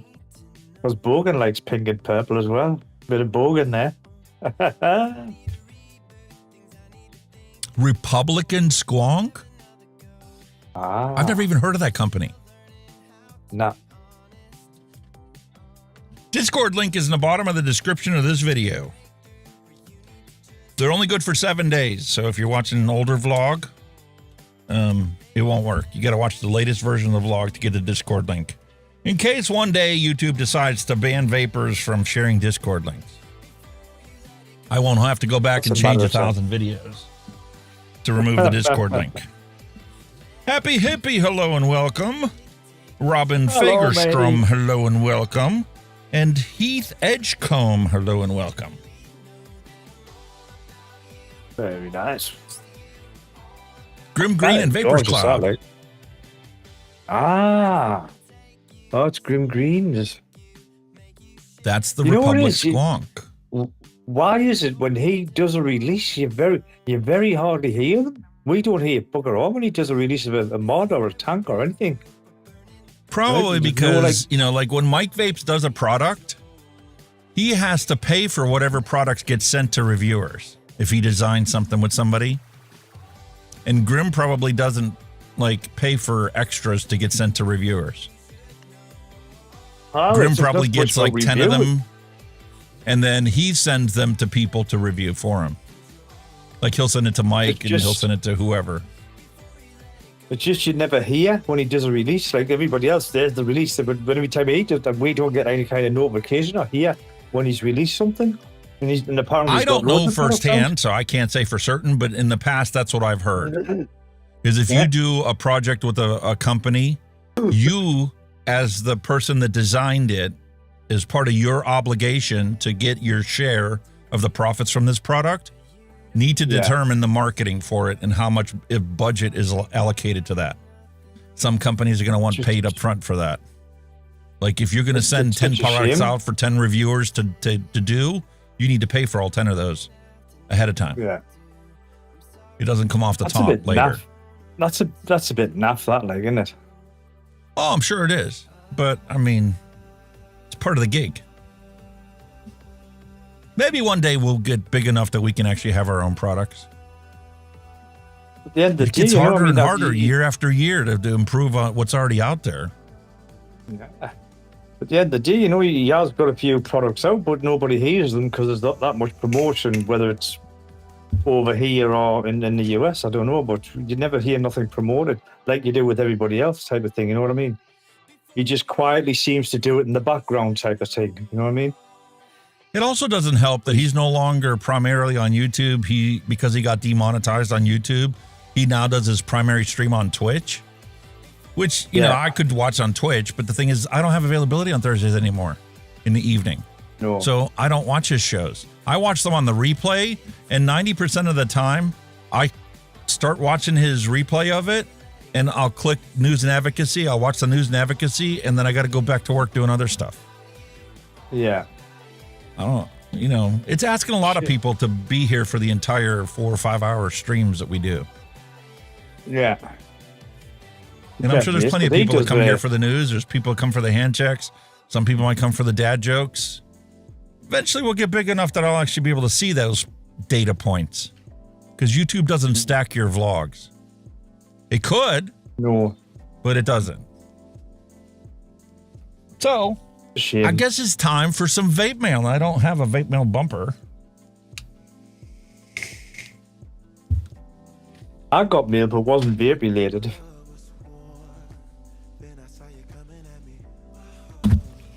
So, in order to avoid putting my address out there, because Google might dox my name, but to my knowledge, my address has never been doxed. I'm going to open this up. The tape The on news it. I've got, I've upgraded my phone this week. Did you? What'd you get? I got the iPhone 16 Pro. iPhone? Apple? Yeah, I know. I wanted the new Sony, which had come up, but nobody had it in. And I thought, well, fuck it. But the reason I went for this, the camera is fucking phenomenal. It's fucking out of this world. Yeah, Apple's camera is always, and it's mainly their software for the camera. Oh. Well, I found a way you can shoot an Apple ProRes 422, whatever it is, in log. Wow, when you edit in DaVinci, man, it's fucking total different ball game. Wow. Really cool. You know, I've got my daughter's old iPhone here. I ought to try that one of these days for the B-roll. Oh, really good. Shoots, but see, because it shoots in BT 2020, which is not your normal Rec 709. That's why you get so much good quality. It's a better color profile.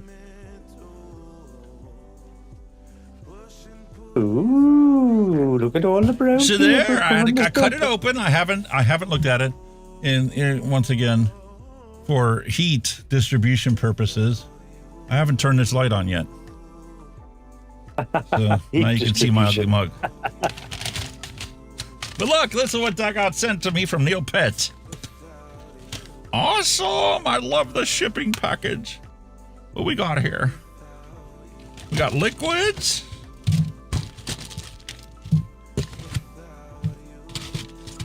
Oh, look at that. BP Mods Cotton. BP Mods Cotton. Oh, it's nice that made you need to give that a go. It's good stuff. 3 millimeter really nice. Diameter. Yeah. What should be a 2x5? 2.5 millimeter diameter. Man, this is going to be awesome, dude. Thank you. It's already cut. It's already cut and threaded for your coil. It's fucking awesome. Just pull out your end and away you go. Oh, is that delicious? Look how fine that cotton is. Nice and fluffy. Oh, is that going to be awesome? Thank you. Thank you. It's nice. It's nice cotton. Really nice cotton. There's an end in there somewhere. Yeah, I'll find it off camera. I don't want to sit here and play with it for hours. But I'm definitely going to start using this. This is fantastic. BP Mods Cotton. I think you'll notice the difference. It's nice. He sent me Vape-Tasia's Killer Fruit. Listen, I know that Vape-Tasia is really popular for their custards, and I've had numerous ones of theirs, but I've never had any of their fruits. Here's their grape. Ooh. That's awesome. Definitely have to give that thing a try. Are you a grape fan, though? That's a question. Some people I used to be. That used to be my all-day vape, Purple Rain. Remember I sent it to you? Ah, that's right, and then I got tired of it, and I've tried a couple other ones, but it's like nothing's really been like, it's all right. So what we have here, salt. Twisted Salt, PRMPRUR.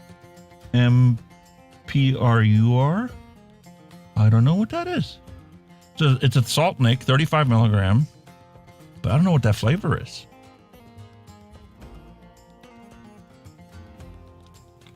Let me see if I can smell it. One way to find out.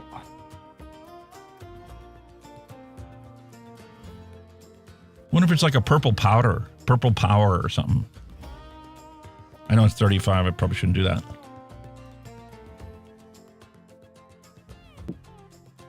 $35 fucking knuckle test. Holy shit. That's also like a grape. It's a purple flavor. Awesome. And then we have Chain Vape Hurricane.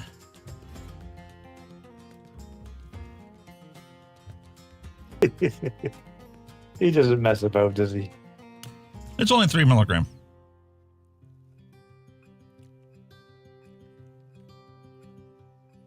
Ooh, that's good. There's some pineapple in there.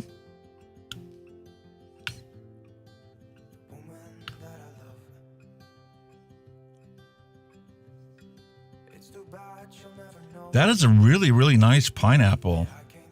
Oh, very nice. Is there some apple in there? Maybe a little pear? What was that?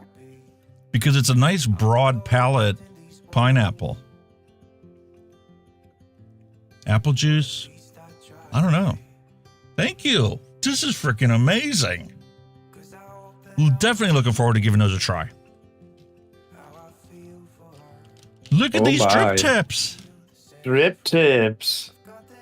These are the good ones, dude. The ones with the stainless steel. You get the double O-rings. Yeah. Good quality. Awesome. Yeah. Here's my assorted pack. And here's the one from the Hell Beast. I had to go. These things are really nice, but they get gunked up early and quick because of how tall they are. Yeah. Got to remember to clean them out on a regular basis. On the old lip gunk. But these ones are really good. Nice. The ones with the stainless steel. Oh, I love that blue and red too. Awesome. They are nice. They are very nice. Ooh. Oh, look at these drip tips. Another mouthpieces, aren't there? Where is it? Where are the drip tips? They're the drip That's tips, my aren't big they? complaint about this one here, right? I love using this one. Where did it go?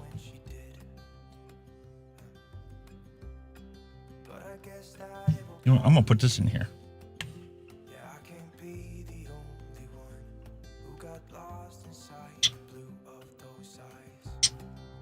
Boom, straight in. I know it's not going to be the pure flavor of it, but that's all right. So we've got this beautiful drip tip design here. Look at that. That's cool.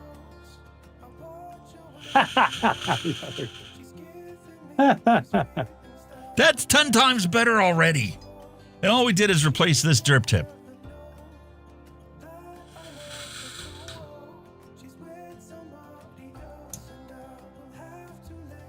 Can't you tell he's like a kiddie in a sweet shop? Look at him, he's loving it. Yeah, Ooh. look at the tiny air hole restriction there.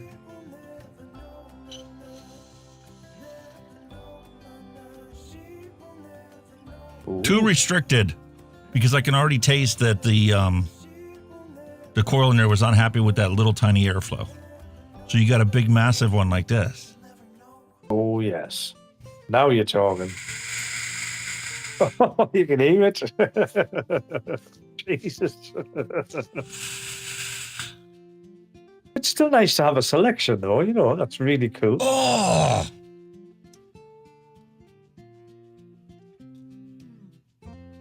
Nice little stainless one there. That looks nice.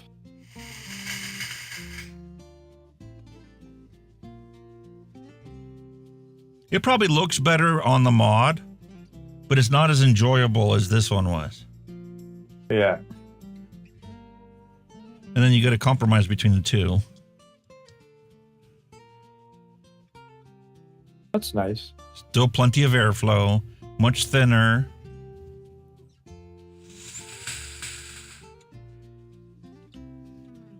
That's my favorite one there. Let's straight in with that.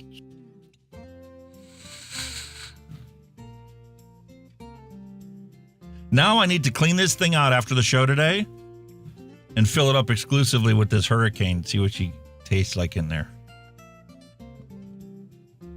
Thank you, sir. I got one more little thing here. I'll put this back on there.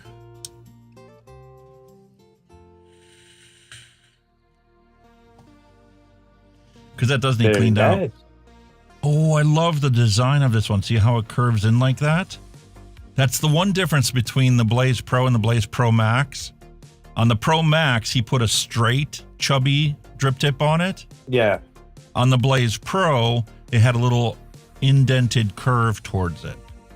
That's right. And it just made it just a little bit more comfortable for your mouth, for your lips to feel like they naturally should be there. It was a similar thing when I just didn't like it. It was a similar thing when he done the recurve RDA. You know, you had that drip tip that had that nice curve in it. It was nice that. Thank you. Drip tips, I got a whole assortment of. I've got some drawers, some individually ones that I've ordered that were kind of like this. These are a lot nicer than the ones that I got. Even the stainless steel ones that I got. They didn't have the double O-ring on them. Fantastic. Awesome, I'm going to have to get a little box for my drip tips now. And go in my closet and pull out the ones I have in there. They're just sitting in a tub. Because I always just reach for the multi-box and go, this one will work for this. Now I'll have a whole box just for drip tips. Get in. Thank Love you. it. And I'll have Nice to remember one. this. This is a good idea for when I send you your packages and stuff. I sent you those little 510 threaded inserts. That's This right, would yeah. be perfect to throw them into. Yeah. Awesome. Love that idea. Here, set that off to the side because I got one more to open. Ooh. Look at that. Powder sugar from one-on-one flavors. Oh. That's interesting. Chocolate milk. Chocolate milk. Oh. From one-on-one flavors.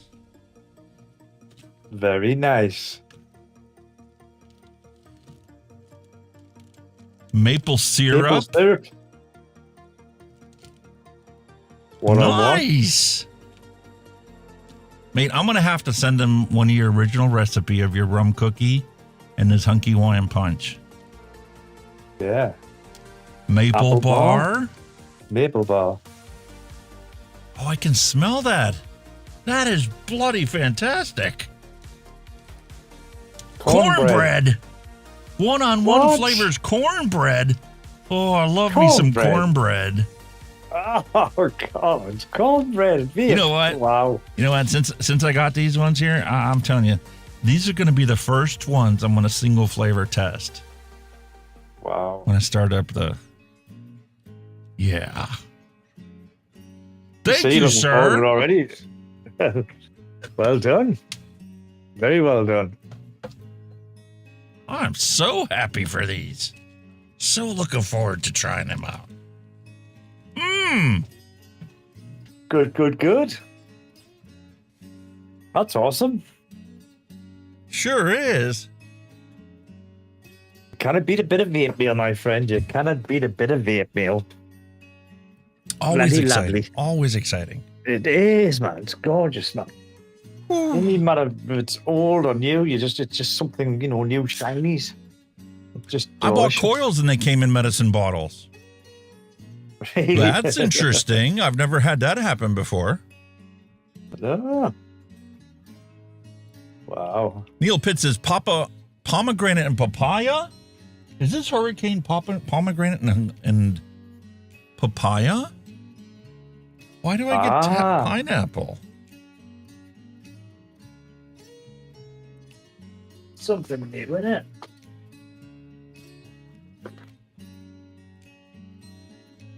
Lovely jubbly, sir. You know what? Come on. Now that I've drank a taste of the swig of that wine, I get the pomegranate and papaya. No Why did I way. think there was pineapple in this?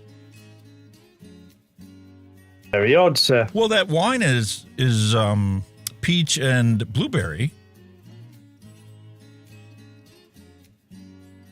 Man, it's going to take a long time for my flavor diary to actually get proficient on these flavors. Think of a yeah, pomegranate papaya tasting like pineapple. Having a strange one, mate. Can't blame my tongue. You don't blame your tools. You blame your brain for not recognizing them properly. Well, the jury's out on that one. Listen, I'm not afraid to admit that, I got a couple screws loose. We all have, mate. We all have.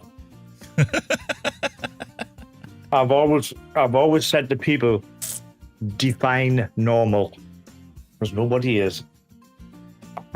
What is normal? Exactly. What is normal? That is the question. I always use MAV-X, but BP is supposed to be awesome. It's good for higher temperature. Mm-hmm. Grim, yeah, he does a vape fiddle. I don't remember him doing vape fiddles when we started this stream 5 years ago on Thursdays. Vape fiddle? He might have, yeah, he does a vape fiddle on Twitch. Ah, right. He does it during the show. That's why when we were starting at noon, we actually had higher view counts because people would come to the start of our show, then they'd go watch his show on Twitch. And then when his show was over, they came back to our show like, you guys are still streaming? Yeah. We had like 500 view count on our show, and that was what was happening. You get like 100, 150 people that would show up, here in the beginning, and they would go to his show, and then they would come back to our show. So it would count as 2 views because you had the first half of the show and then the last half of the show. All right. Makes sense, yeah. Jim, stop taking our viewers. He's big enough. He doesn't have to listen to anybody but himself. Nah, true enough. I ought to reach out to him one of these days and see if he'll come on our show. Yeah. I like him, mate. He's especially for the stuff he does for advocacy. He's be spot on. He's been the longest one out of all of them. Rip Trippers got super big. Never did hardly anything for advocacy. I mean, yeah, he did a couple like fundraisers that they had where he got people to upload their videos and did a couple things like that, but eventually got to be about money. Then his health took a sideways turn, and then he just bailed on all of it. And he tried coming back, but never got the views that he used to have. When he come back as that character, Banana Man or whatever it was, I mean, that just did not work. Yeah, well, he ain't the only YouTuber that's done that kind of stuff. You thought you got to know somebody, and then you follow them for a couple of years, and all of a sudden they're like this fruit basket, and it's like, you just now decided to be your normal self? Or did you like have some good psilocybin, or what's the deal? Yeah. Which is the real you? He went into a bit of like health guru stuff, didn't he? He was very health conscious. No, he just went all the hell, I think, What the hell? What happened? He had some health issues and he blamed it on his vaping, but he never actually quit vaping. No. Because he came right back and ended up doing vape reviews. Again. Knew which side his bread was buttered, that's why. Oh, man. I have to laugh because, I try to be animated and entertaining because I want you to be entertained. I like to be entertained when I watch people do vape reviews. I don't want to sit there and just watch somebody open a package and talk about it for 15 minutes and then, wick it for another 10 minutes and then come back and give you my final thoughts. And you haven't even really taken a break from your first impression to come and say it's your final thoughts. But literally a single one take of the whole thing, and it's like, no. And then you got people like Steve that'll get a product and open it right away because he can't wait. So he doesn't do the unboxing on the stream. What he does is he carefully opens the package and he uses the product for a while, and then he decides to do the recording for it and editing. and then publication after he's used it for a while. So he's already made up his mind on what he thinks of it. And then he does a careful presentation in a one-cut version of opening it up, showing you what's in the package, and then coming back and then giving you his final thoughts.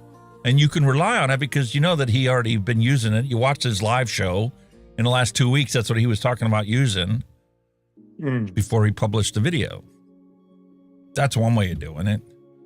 Me, I get the product and I don't want to touch it until I'm ready to record. And then once I record it, then I use it. And then I come back a couple days later, if schedule permits, to start editing the video. And I try to get the entire recording edited down so that all I have left to do is record my final thoughts, upload the last song, or match the final thoughts edit to a song or a couple songs. Or there's been a couple times where I've had to take multiple songs, break them down into their stems, and create my own song. Yeah. To get it to time and feel appropriate for the editing. And then upload it. So it takes me a lot longer. Nothing wrong with that, mate. Because I feel it's my responsibility to truly test products out. I'm not just here to be a marketing video for the company. And Oxford even got pissed off at me. They're like, listen, we needed this published on this date. And they sent it to me, and I only had 2 weeks to actually use the product and review it and get the video edited and published. Well, I'm sorry, but the editing process of my video takes me at least 8 to 14 hours to edit a video. And when it's hot like this, I can't do it all in one day. So it gets broken down into 2 or 3 days of editing the video. And then finding music and matching it to the beat, and sometimes re-editing or readjusting the video so it matches with the music changes. Yeah. And there's been plenty of times where I've legit had to change the songs 3 times before I finally got a combination that fits with what I was doing. Some people are like, you don't need music. I just want to hear you do the review. I think that would be boring. Especially because the microphone processing that we have here is when I stop talking, it's dead silent. 0. If you put it into a meter, you'll see it's at like -60, which actually isn't dead silent, but it is more quiet than the typical room you walk into. So you almost need that music as a background. And it's like our show. You have music playing in the background so that, you know, when we stop talking, it feels like there's a radio playing in the background. Exactly. It just adds a lot of stuff, doesn't it? It adds a mood as well, you know what I mean? Bit of music, you know, chilling out, a bit of music. It just adds everything, man. And that's more of the chilling that we get on this show instead of, you know, the rage sweat that we have from the news. We also have our alcoholic beverage to get us to chill a little bit and wind down. And then, you know, we have our hand checks to show off our stuff, get into the vaping feel for a vape show is appropriate. And then, you know, sometimes that's not enough. So, well, that's what we have dad jokes for. So we can just get silly and forget about the news. Exactly.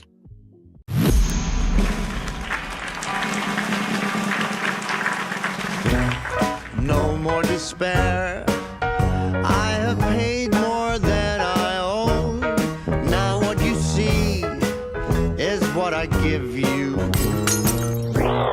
If a vapor's been robbed, which detectives are assigned to the case? Sherlock Holmes and Dr. Watson.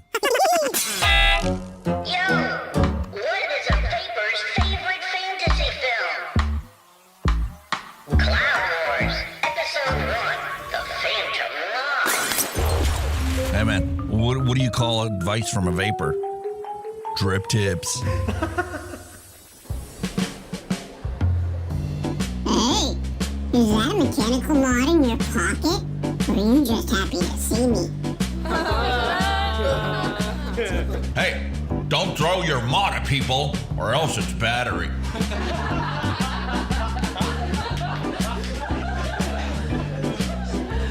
Hey, why did a vapor cross the road to chase them clouds?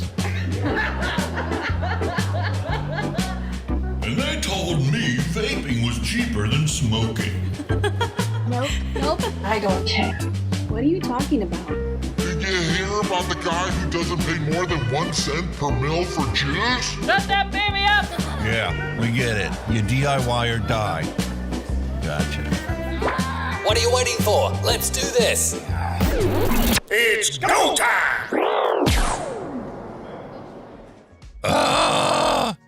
This is the amount of coffee I need to get through the average day. Fuck.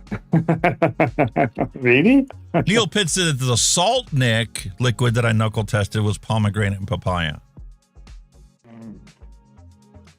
He also said Rip Tripper's got a big head. And dry knuckles from vaping. So he had to sell his hand lotion. Most reviewers just do what's in the box now. They don't even show the box because of all the ridiculous barcodes. And they don't call out the company on their videos because they're afraid they'll stop sending them products. Listen, if you want to send me a product, I'm going to do a review of that product. And if you don't like me talking about your company in a negative way, then you need to not send me a product because I'm going to be honest with it. And if it bothers me, then I'm going to talk about it. If it's a minor, little thing, like you put one barcode on the back, okay, I just won't show the back. But Thundercloud is a perfect example, and you'll see it in this video when I drop it, probably tomorrow. They plastered their URL and their barcodes every single page. It was on the metal tin. It was on every single page of their instructions. And they were so worried about putting their marketing information on there that they forgot to tell you how long to cut the fucking coils to. Wow. So you'll see in my video, I actually went to Mike's presentation video and chopped up him talking about using the coils that came in the package to use the cutting tool he put in the box to cut it to the appropriate length. And he tells you two different things. So you'll hear them both. And then you'll see me use the coil cutting tool that came with the Thunderhead Creations version with the mark of 5 millimeters is where he ended up cutting it at. And he did the same thing on the second one, on the Pro version. A lie doesn't become the truth. Wrong doesn't all of a sudden become right, and evil doesn't all of a sudden become good because everybody in the fucking world has accepted it as so. That's a good statement, that actually. Wow. I see in my little eyes a brand new engine in your future. Oop, 0 oil pressure. Oh dear. Ouch. How about Queen and David Bowie Under Pressure? 1981. 1981. Christ almighty. Holy moly. Remember the days when your parents used to pull in for gas and they'd get their windows washed and their oil checked and a smile thrown in for free? We never had it over here, like. They used to really take care of people that drove. And that's the reason they were called service stations. You didn't just go there for gas. You went there because of how good the service was.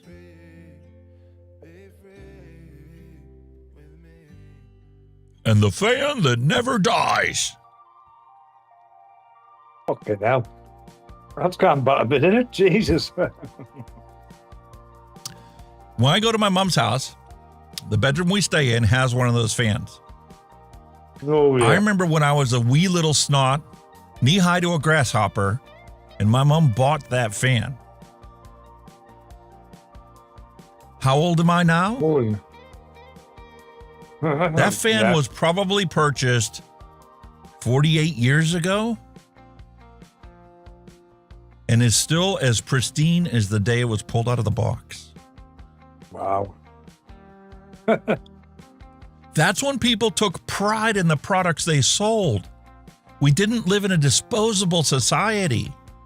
If that thing had a problem with it, you could take it to a repair shop and they would fix it because it was worth fixing. Yeah. But the products were made so good that very few of them actually broke. And, well, a lot of stuff then was built to last. That's the thing.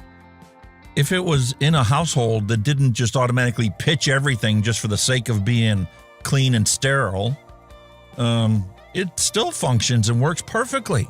And it beautifully oscillates back and forth. Distinct differences in fan speed. We truly grew up in a different world than we live in today. Oh, hello. Today's world is a disposable society.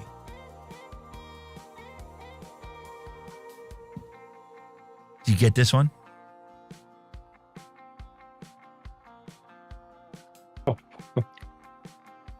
The penny's just dropped. Ground control to Major Tom. Yup.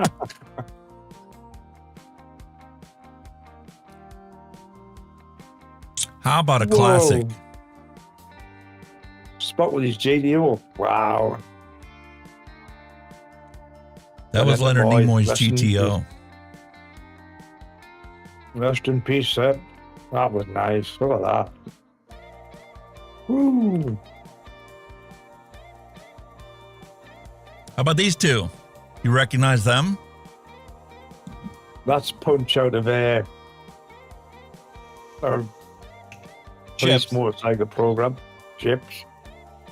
That, see, not that Horrocks and what do I call them? Oh.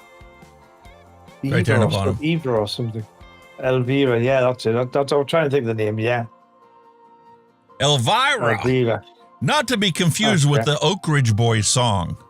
Elvira. Wow. Elvira and Eric Estrada. And we had such a successful time last week at it. Today we're going to be rolling back to July 27th, 1985. The U.S. Top 20 Singles. Starting at number 20, You Spin Me Round Like a Record, Baby, Dead or Alive. You spin me right round, baby, right round, like a record, baby, right round, round, round. Up at number 19, we have Freeway of Love, Aretha Franklin. Don't remember that one. Number 18, Would I Lie to You by the Eurythmics.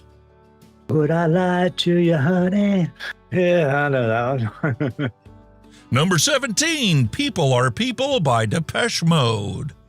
Number 16, Power of Love by Huey Lewis and the News. The power of love. The power of love. Yeah, I remember that. Number 15 is number 19, Paul Hardcastle. 19. Yep. Number 14, Who's Holding Donna Now by DeBarge. Number 13, Sussudio by Phil Collins. Sussudio, yep. Number 12, Voices Carry, Till Tuesday. Oh. Number 11, The Search Is Over, Survivor. Survivor, Jesus. Number 10, Get It On, Bang a Gong, The Power Station. Number 9, Never Surrender by Corey Hart. Number 8, Sentimental Street by Night Ranger. Number 7, Raspberry Beret by Prince and the Revolution. Raspberry Beret. Yeah, I like that, yeah. Number 6, Glory Days by Bruce Springsteen. God, he could throw that speedball by you like a shoe, like a fool, boy. Yeah, I remember that. Number 5, If You Love Somebody, Set Them Free, Sting. Yeah. Number 4, the James Bond favorite, A View to a Kill, Duran Duran. Duran Duran. Number 3, You Give Good Love, Whitney Houston. Number 2, Shout, Tears for Fears. Let it all out. These are the things I could do without. Come on. I'm talking And number to 1 on the July 27th, 1985 Top 20, Every Time You Go Away. The Paul lovely Young. Paul Young. Every time you go away, you take a piece of me with you. Yeah. Yeah. Classic, man. Loved it. Have you noticed, though? Have you noticed number 1 and number 2 were UK artists at the time? I'll just rest my case. There were a lot of transatlantic crossover UK artists that became number 1 here. Going all the way back to the Beatles. Yeah. Wow, man. You know, back in the day when we were children, there were no batteries, no touch screens, just hours and hours of fun with your hands and your imagination. Viewmaster and Rubik's Cube. Wow. Love it. Could you I ever had to do buy that a Rubik's book Cube? on how to figure it out. Did you? Sister. Just took us a long You know, time. the guy but I who got it. invented that was a Hungarian, right? I was told that a million times growing up from my parents. The thing is, once you solved it once, you could always solve it every time because you just knew. You never figured forgot. It out was the like riding a pattern. bike. And once you remembered the pattern, Yeah. there was only Just like like 20 riding a moves bike. you needed. Yeah. It was just like riding a bike. Remember riding a bike, get on a bike, 10 years down the line, you do it. I could probably do a Rubik's Cube now. I remember exactly how to do it. There's a pattern of 20 consecutive moves, and you just continue to repeat that 20 pattern of consecutive moves until it's fully solved. And then once you recognize that that's all that is, then you recognize you could take shortcuts if the pattern was a certain way. Yeah. You could jump ahead 3 cycles. Mm-hmm. It was a brilliant thing. Going back to 1985, Eddie Murphy, Party All the Time. We want to party all the time, party all the time. I think it was a bit of a flop, that. Like, it didn't do well. Yeah, there's a lot of artists and actors that try to become musicians. Yeah, you did. And It it just- doesn't work always. it And then you just got people crashed like and burned. Elvis that try to make movies, and they're called flops. Yeah, Until about it 2 to just 3 crashed and decades burned. later that they go, man, that actually was a pretty good movie. They just shit on him for no reason other than to shit on him. Mallory Gates is like, here in our day and age, we just need to potty all the time. Unless you're constipated, in which case, you know, you can go back to Bob Barker days and take your Metamucil. Oh, God, hell no. Wow. How about Starship? Nothing's going to stop Oh, us my now, God. 1986. We can build this trip together, holding on forever. Nothing's gonna stop us now. Oh, I love it. Isn't it amazing how some of this stuff just comes back to you like it was yesterday? Oh, yeah. And then you look at the year and you think, shit. Meanwhile, the therapist tells you, you really need to start letting some people in. You can't live a solitary lifestyle. Me? It's not locked. They can come anytime they want. That's my kind of door handle. I like I totally have that other How about Irene Cara, Flashdance? The song, not the movie. Feeling, there's a meaning. I can have it all, and I'm dancing for my life. Yeah, man. Love it. Here's a blast from the past. How about caffeine-free, Pepsi-free? Save 25 cents. Wow. Because, you know, life is stimulating enough. True. Now, no saccharin, made with 100% NutraSweet. That's pretty much the same thing. No, saccharin always had that funky chemical taste you could always recognize. Yeah. I remember that, yeah. Horrible, wasn't it? NutraSweet was the first one. It was a sugar alcohol that actually tasted sweet without tasting artificial. We used to have NutraSweet sweeteners for like teas and coffees, and it always had like a bitter aftertaste. It was fucking horrible. Oh. Here you go. It's going way back. On this day, July 27th, 1981, Stevie Nicks released the album Belladonna. Wow. Never ever heard that, to be honest with you. Never heard it. Hard to believe I actually went to go and see them in concert decades later. Oh. Meanwhile, July 27th, 1980, Madonna, the debut album released by Madonna.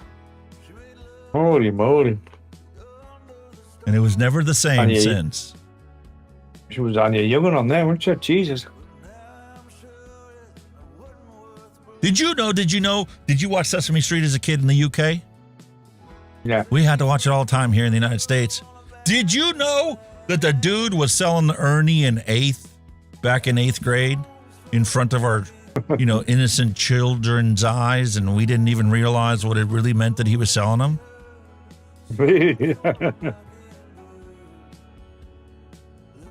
Some people went on to have a career selling eighth of coke and jail time to follow when they got busted.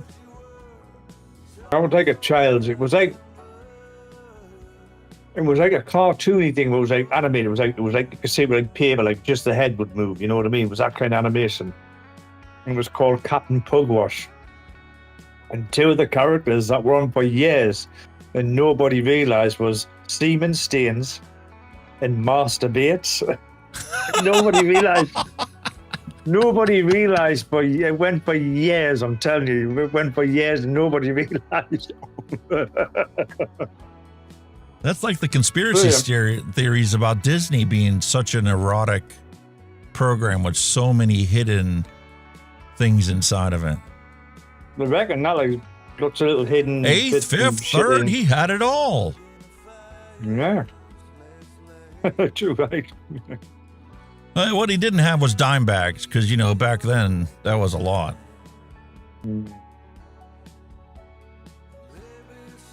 Think you should have been to a mechanic a long time ago. What do you think? Holy shit. Oh, dear. That road is kind of Turner and Hooch released July 28th, 1989. Holy moly, man. How young he is there, man. Jesus, just a boy. Hooch, eat the muffin, eat the muffin, eat the muffin, Hooch. Remember that dog was drinking beer? And then when it shook its face, it just slapped it all over. How about July 28th, 1982 was the release day for Officer and a Gentleman. Classic movie. Absolute classic movie. Absolute brilliant movie that was, Miss Dear. Had all the women swooning, didn't he? Richard Gere, he was a hot man when he was young.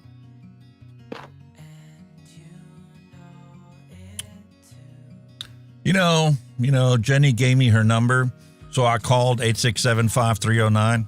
But I got Jesse's girl, Eileen. I'm thinking bizarre love triangle. So I asked her for a date, and she said, beat it. So I said, come on, Eileen, don't you want me? These West End girls. Oh, God. Few song titles in there, man. My favorite is The Tab. The Tab. They don't even sell that anymore. Kind of like Fresca. Holy moly. I think he's got his mod. I need a housewarming gift idea. A radiator? Oh. I walked into that one, didn't we? Walked into that one. We had no choice but to be exposed to harm reduction. What movie was that from? Oh.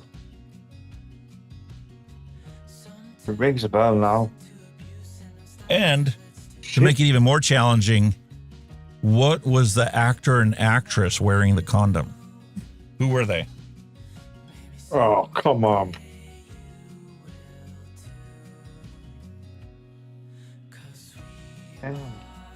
Valerie Gates got it. I recognize it. Read the chat. I can't. It's on screen. I've got no Google and I've got no fucking OBS.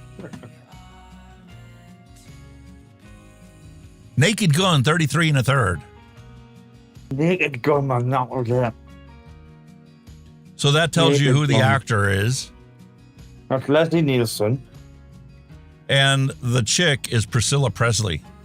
Priscilla, yes, she was in that. Yes, I remember now.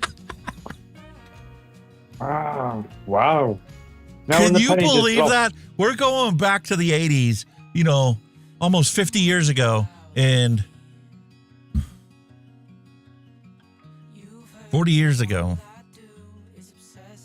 And the memory just comes, doesn't it? Bang. Wow. Well, then you have reality today. Public health, paying attention to the vaping epidemic. Meanwhile, 110,000 people were killed by the opioid epidemic, and they don't give a fuck. Nobody cares. Holy moly. Teen vaping epidemic. Oh, no. Not teen vaping epidemic. That's the issue. Can't.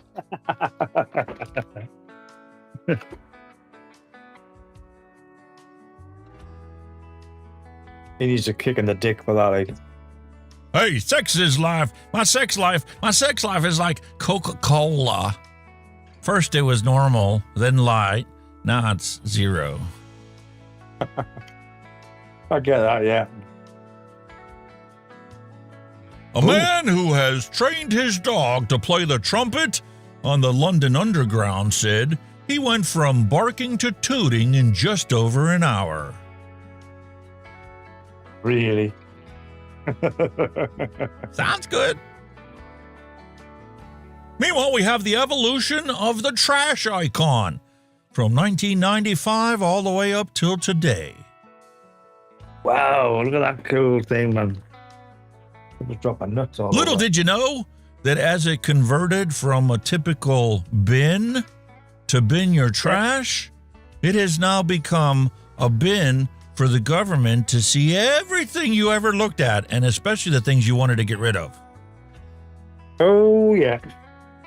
OneDrive, your biggest enemy. Note to self, don't sit on the floor without a plan on how to get the fuck back up again. Yep, I know that one.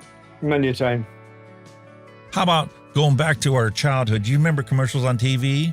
I've fallen and I can't get up again. That was back when they had the first alert pendant you would wear around your neck and it would call EMS. Wow. AC/DC Back in Black, released July 25th, 1980. Oh, yes, yes. We're not worthy.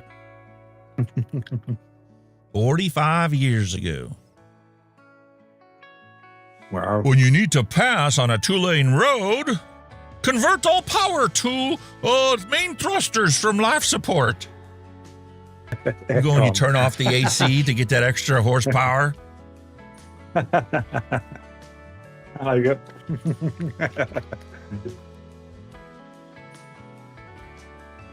These two characters. 57 years ago, the original series of Star Trek. Did you know, I was shocked to find this out, did you know that Lucille Ball took a major gamble on Star Trek, backing it when no one else would? Without Lucille Ball's faith and power at Desilu Studios, Star Trek, the original series, might have never existed. Oh. Star Trek owes her a debt of gratitude. I just like the originals, like that's Scotty. Can't take any more, Captain. I remember my parents watching Lucille Ball all the time. Wow. A photon going through airport security. The TSA agent asked if he had any luggage, and the photon said, "No, I'm traveling light."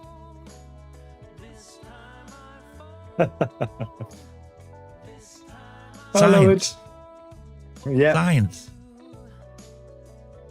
How one shoe can ruin a family photo. Holy moly. What the fuck? I'd be quite proud of that, actually. I figured you would. Just fostered a dog. What do you think of him? Oh, that's a little bugger. Listen, back in the 80s, man, we always had the cheapest Halloween costumes possible. True, right, man. She met him online. He said he lived in a gated community. Makes sense. Wasn't lying. Nope. Totally honest with that one. Finally found the perfect bed. Bet I won't sweat at night on this thing. Wow. Sign me up. Wow. Just bought a log cabin from IKEA. Gonna take a while to put it together. That's so true. That's so bloody true, that, like. 1,000 pieces. Most people see Batman's logo, and then there's you. Well, I kind of say that, like, but I'm not going to. I didn't need a close-up, put it that way. Oh, you could feel it firsthand. You don't need the close-up. No wonder your successful OnlyFans page has you only working once in a while.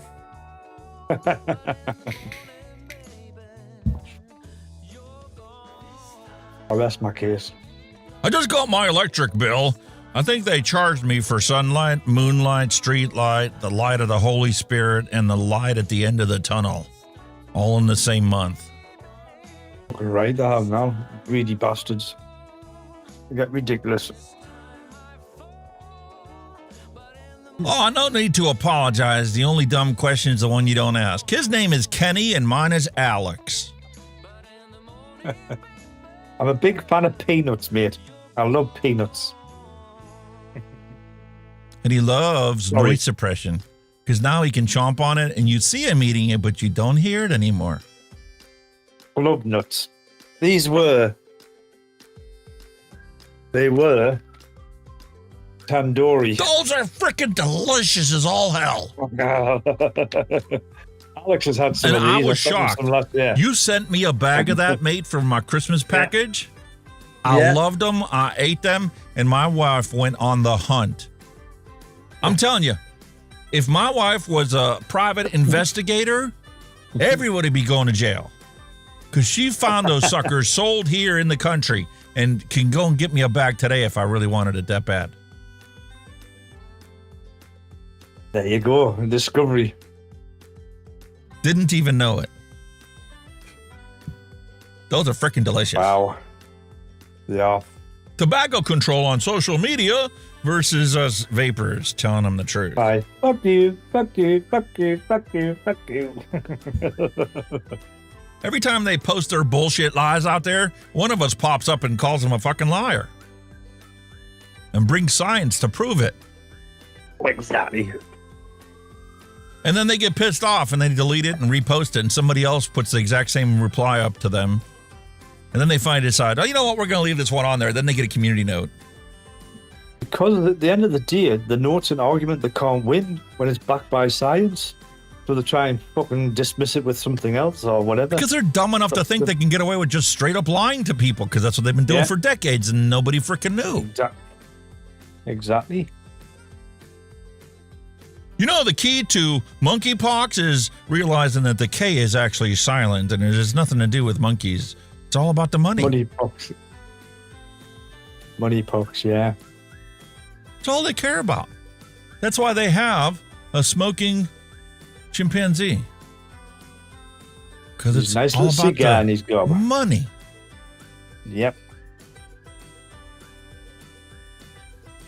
Today I started a 28-day no swearing challenge, which I will definitely have to fucking restart tomorrow. That's going to be never ending, isn't it? Start tomorrow. Start tomorrow. Start tomorrow. It's like your New Year's resolution. Yeah, ain't never going I to don't happen. make them anymore. I don't make them anymore because I never stick with them. Never do. You know, there's a magic machine that sucks CO2 out of the air, costs very little to nothing, and actually builds itself with no necessary tax increase required. Nature, it's called finest. a tree. Mother Nature. Mother Nature, called a at tree. finest.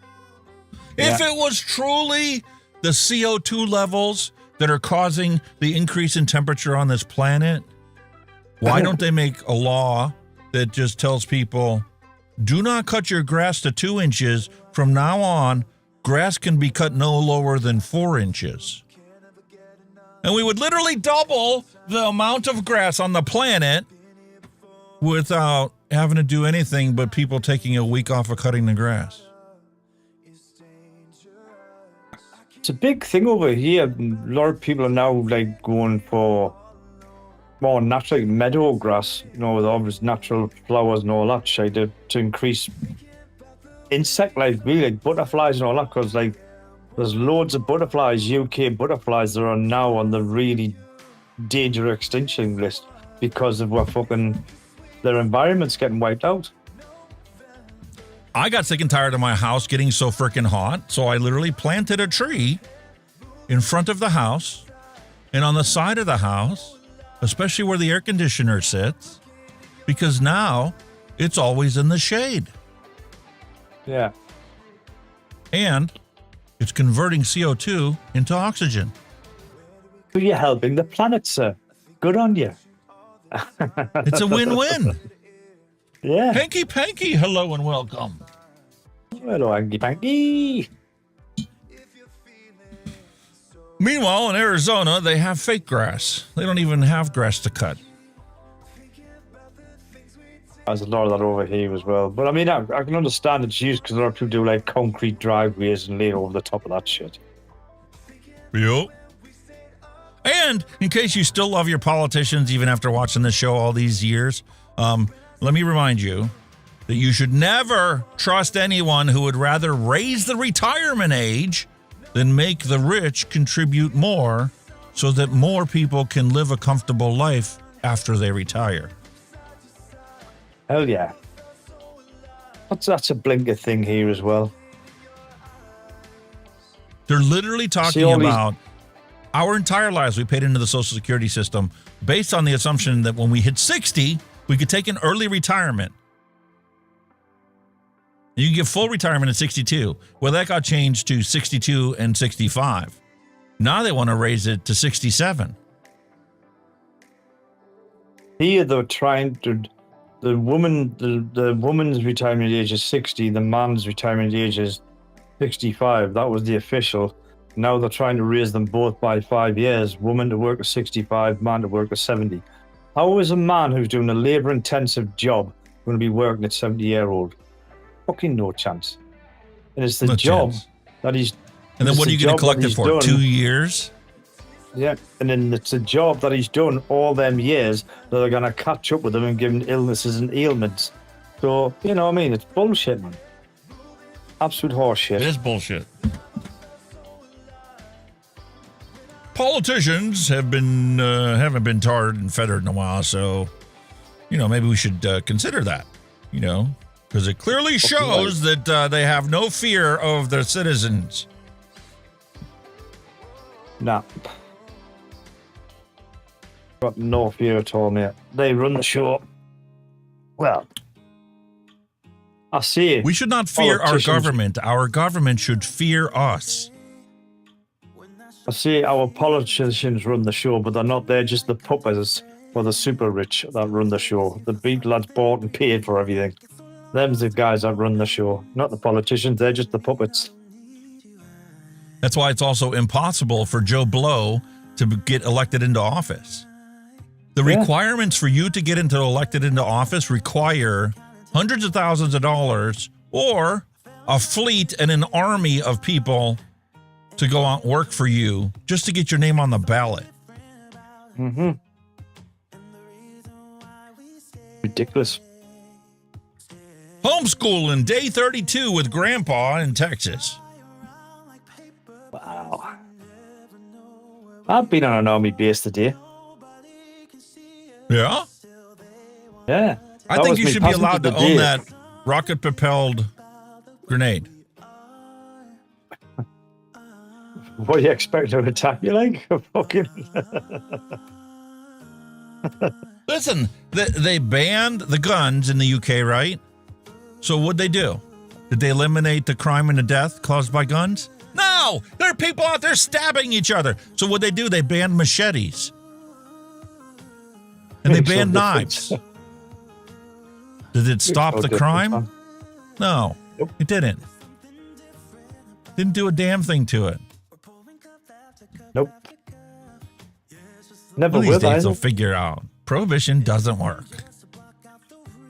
The only way for you to deal with the population is mandatory concealed carry, a law that's never going to be enforced in this country. But once you put that on the books, watch crime take a nosedive. Because the criminals have no idea who's carrying and who's not. That's true, yeah. Stop them. The USA is the only country on the planet that employs more people in health insurance than it employs as doctors and nurses. Because most of the money you pay for insurance goes to blocking the treatment that you're buying insurance for. Whoa. Just a little bit of, information for your life. Prove me wrong. Prove me wrong. It's true. You mentioned it many times. If you go in for an operation in a hospital and your insurance doesn't cover it, you're still going to get fuck off bill anyway. So it's horseshit. And even if you do have the best insurance you can possibly have, you're still going to get bills from out-of-network providers. Yeah. Which actually cost more than the procedure would cost you if you had to pay for it in the UK. Yeah. Fucking crazy, isn't it? I got $12 million for my memoir. I got $8 million for my memoir.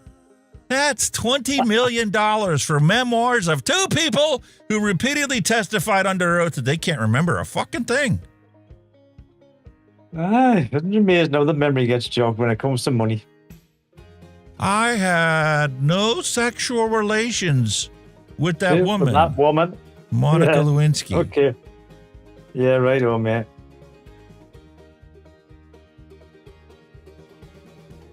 Meanwhile, back in Texas again, you can go buy boots that have a beautiful place for you to put your handgun and your hot sauce.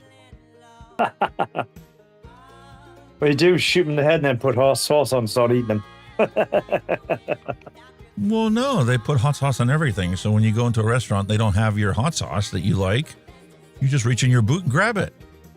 And if somebody tries to steal the cash register from the restaurant you're at, you pull out the other one.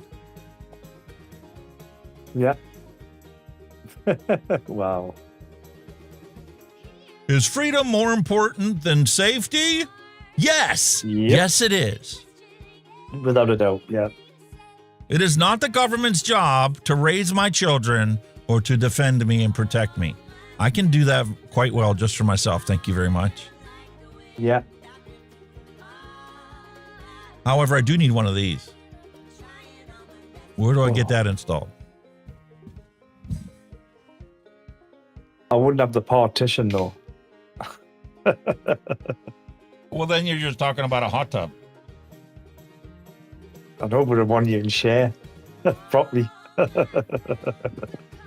I'll get you. I get what you're saying. Yeah.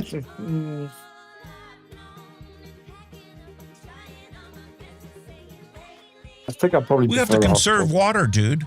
We're looking out for the environment. So if you only want to fill up one side, you only fill up one side. Yeah, but still like a full adult-sized bath. But technically, if you fill them both up, you're filling 2 adult-sized baths.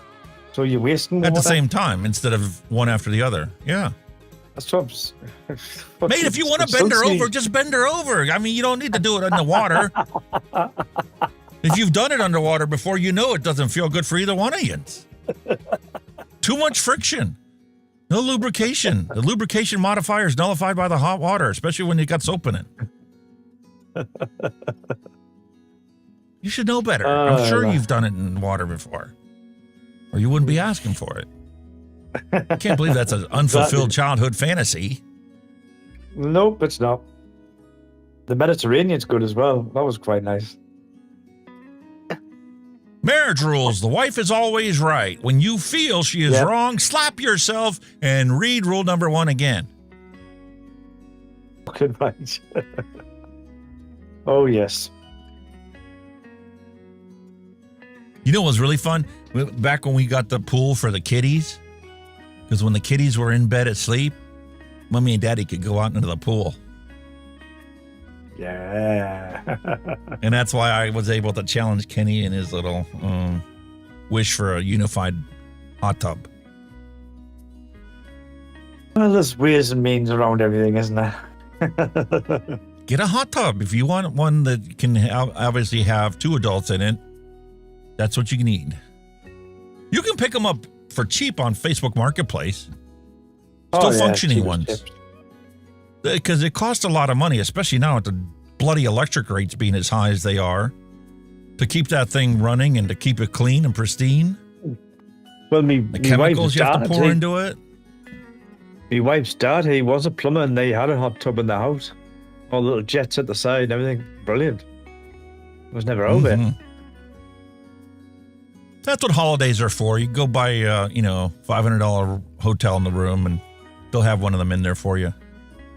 Although down in Gatlinburg, Tennessee, it's a lot cheaper than that. I think it only cost us $180 for the hotel room in downtown Gatlinburg. And you had a king-size bed, and in the bedroom, in the corner, was a hot tub, a full-size hot tub. In the bedroom? Jesus. In the bedroom. And then they had actual, full-size shower and bathtub you could, get ready to go to the hot tub. Shit. Breaking news! The inventor of the heat index has died. He was 88, but said he felt like 107 before he kicked the bucket.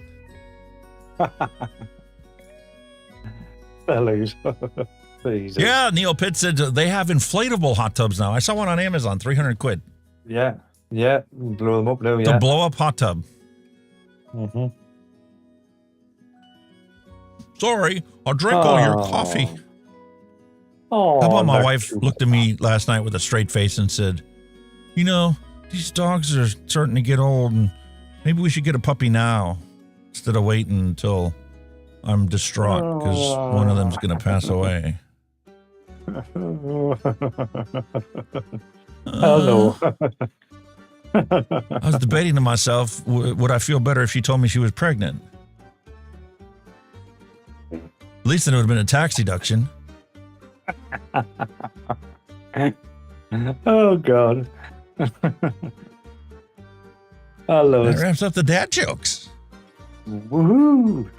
Oh, good ones this week, mate. Good ones. Okay. I want a puppy. Oh. Mate, I love your color, but how come you're the same color as my wine and I'm the one drinking it? This camera's fucked up. I'm going to... He fucked up. I kind of like it. I haven't got. Looks like you're raging mad. All you need is your laser eyes. Looks complete. I am red. I've been out in the sun today. That's my normal skin tone, so That's what it is as well. All the time you've been spending in the sun. Yeah, I'm red as a bean. In my lack thereof. Day, so. The only time I spend in the sun was 3 days I went working on the wife's car. It's just red like that. That's me I'm normal still white. skin. I'm cooking. I've been sitting just chilling in the sun today at a Roman fort. Believe it or not. Wow.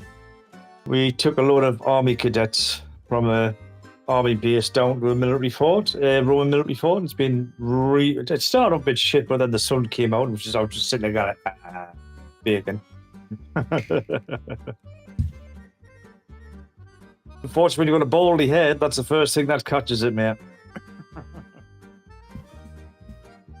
I'm like a baboon's arse. I could fix it if I had my OBS running, but there you go, a baboon's arse. There you go. No, it Problem looks like solved. the blood is actually. It actually looks like the blood is rushing to my head while I'm upside down, doesn't it?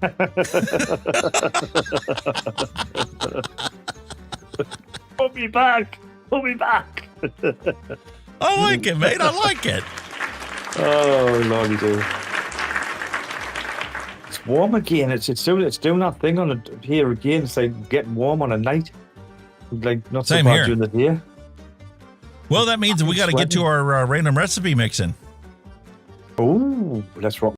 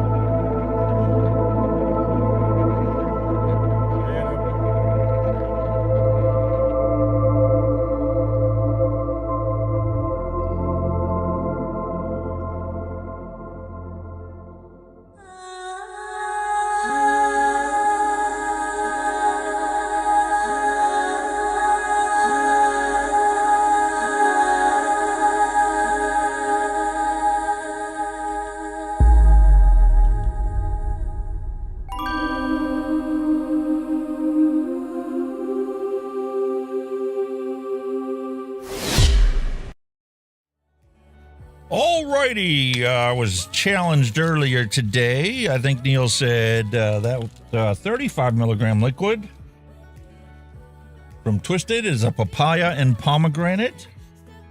So the challenge was to make a papaya and pomegranate liquid. Oh. Step one, what papaya and what pomegranate do I have? Interesting. Answer, Flavor Art, Wonder Flavors, TPA, Papaya Indian Special, Henning Nam, hello and welcome. And Papaya Punch from Flavora. Oh. So we've got four choices there. How about pomegranate? Ooh. Answers, Flavora, Flavors, TPA, Pomegranate Deluxe from TPA, Pomegranate Raw from VSO, Pomelo, and Pomelo from Purellum. Oh, the challenge was for a peach and blueberry to go and match with the wine. All right, we can do that. Same process. Pick a peach. Any peach. What peach are we going to go with? God, how many's it got? Well, we can just go with one shot of the blueberry peach pastry from Purellum. Job done. Job done. And that would be a pretty much a guaranteed single beautiful flavor that you could tweak later on. Just throw 10% of Purellum blueberry peach pastry into a recipe, and unless the notes contradict that percentage, no. 10% preferred single flavor. 10%, 8%, 6%. More of a one-shot. 10% plus sweetener gets the job done.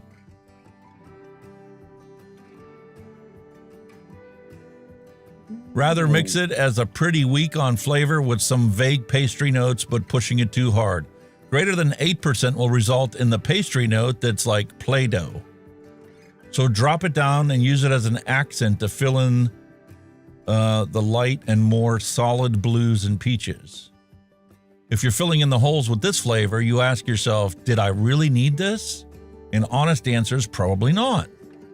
Accents that work well with this: Wonder Flavors Peach Gummy Candy, Capella's Juicy Peach, Wonder Flavors Peach Gummy Candy, Flavor Art Peach, White Peach, Purellum's Blueberry, Berry Blue, Capella's Blueberry, Capella's Blueberry Jam, TFA's Wildberry, Blueberry Extra, Flavor Art's Bilberry, and Flavor Art's Blueberry Juice Ripe.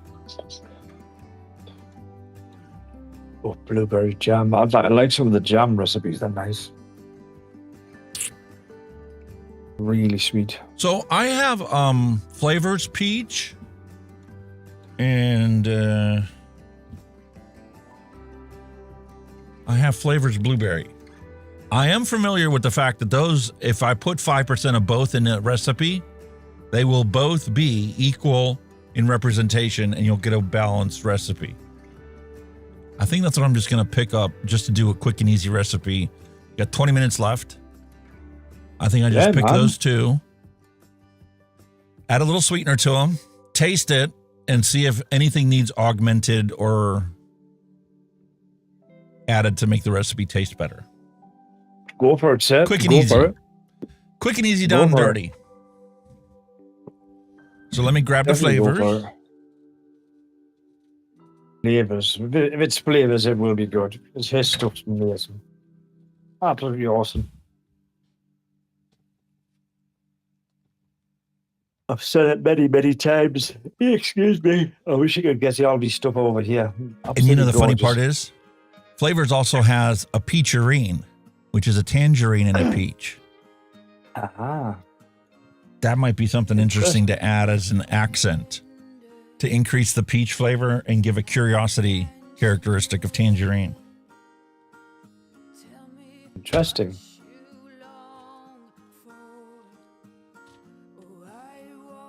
Very interesting. It's got to be good if it's flavor stuff. I don't care what you say. You know, some people shit on that flavoring when I was first talking about it. First off, because nobody knew him, never heard of his recipes and stuff before. But when I started tasting it, I started realizing no matter what flavor I picked and added to the recipe, if I put them all in at 5%, they all equally balanced out. Yeah. He's just nailed all that stuff, man. He's absolutely nailed it. Oof. Getting bloody warm. Same here, mate.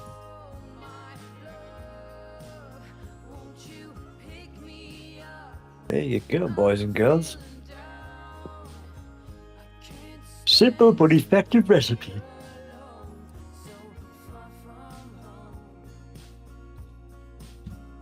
Lovely.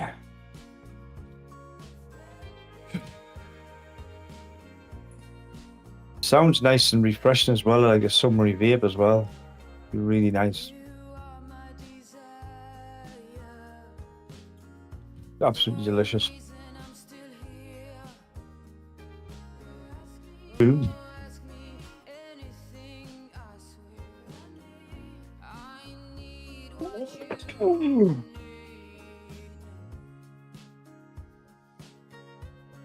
Job done. 871. 8%, 7%, 1%, 0.5%. Boom. That looks nice.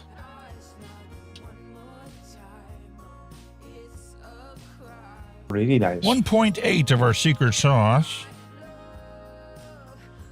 Ooh, yep. So we got the secret sauce.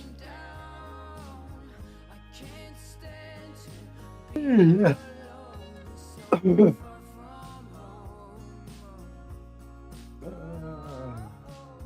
6 MG, yeah.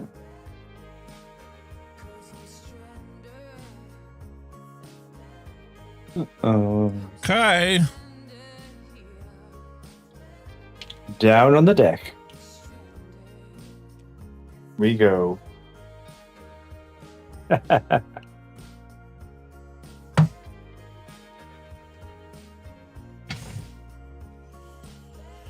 Here's our peacherine. 0.3. Very nice.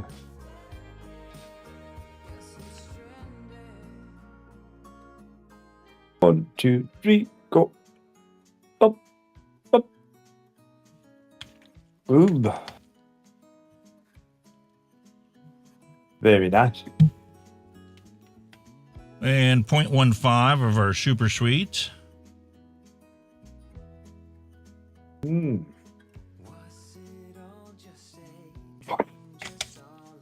Fuck me. Ooh. 2.1 for our peach. That's lovely on its own, that. Gorgeous.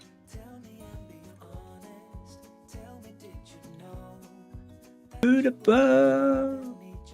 Almost there. Almost. Boom. There you go. And last but not least, 2.4 of our blueberry. Blueberry.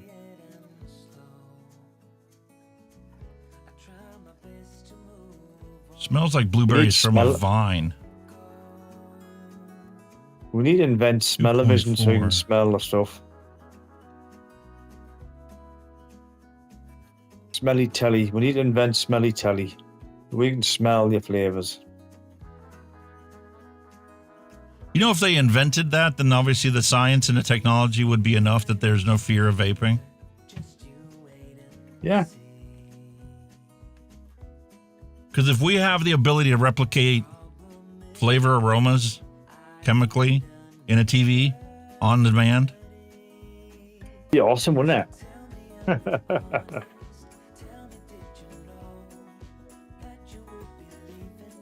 That's definitely a blueberry peach. And the blueberry is a lot more forefront than I expected it to be. Wow. All right. And now all we need is 2.3 grams of PG.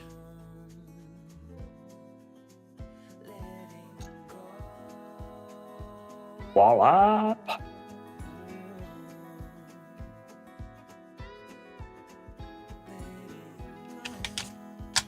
That gets us to our 70-30. Nice blend.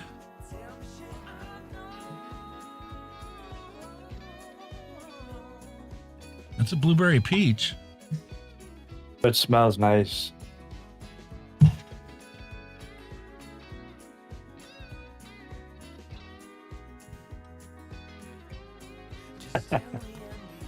A little sip of the wine there before he does the. I think you would need some grape in order to taste like the wine. All right, what we got? 26.5. I should know that. That's always the same.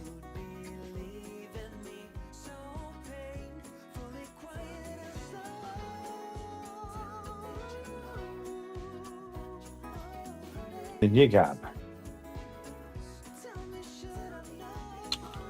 Shake it, shake it, shake it, shake it, shake it, shake it now.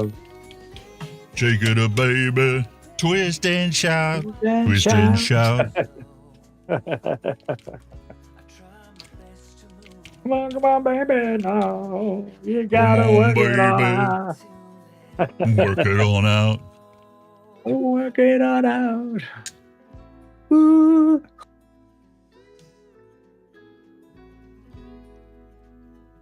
Uh-oh. Uh-oh. Uh-oh. Uh-oh. We need to broaden that palette. I'm getting the blueberry, I'm getting the peach, but it's like listening to a duet. Right. And the problem is you need more harmony. Or you need something to fill it and make it juicier.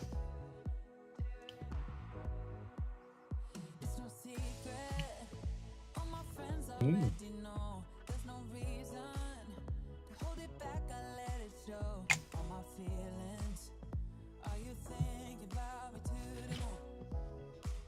So what are you thinking?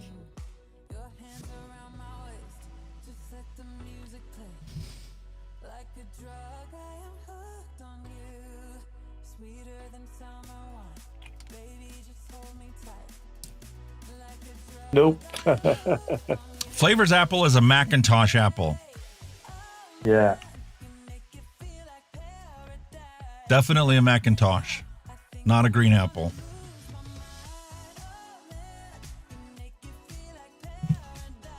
A green apple would do it, so to speak.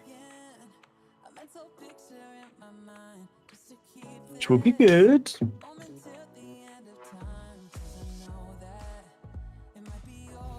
Ooh.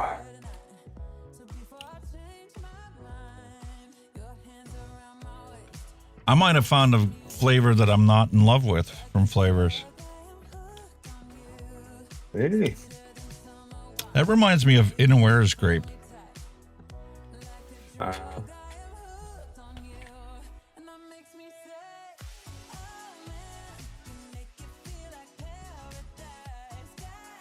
Inawera. Right from Terra.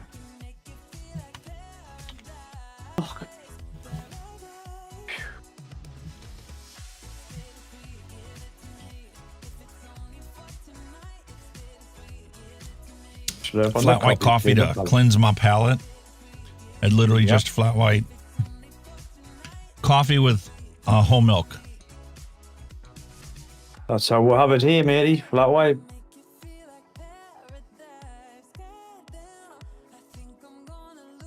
Yep, that's it.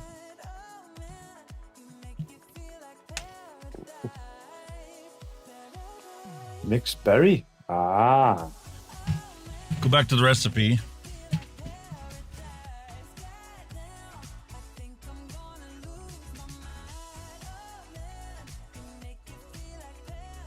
We're going to edit this. We're going to add flavor. Mixed berry.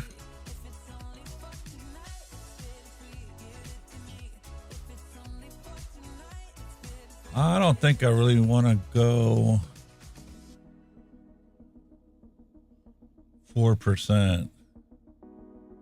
Oh, Jesus. I'm going to go 2. I want it to be an accent, not an equivalent. Hmm. I'm going to save that. So I need to add 0.6. 0.6 it is. First job. Pull that off.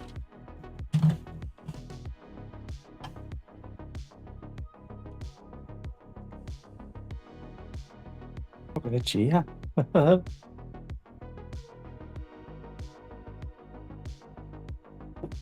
Boom, job done.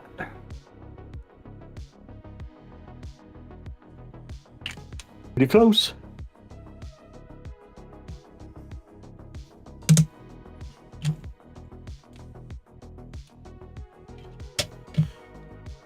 That gives it that wine characteristic. Ah. Because we had the peach, we had the blueberry in there. But it doesn't taste like this. But yeah.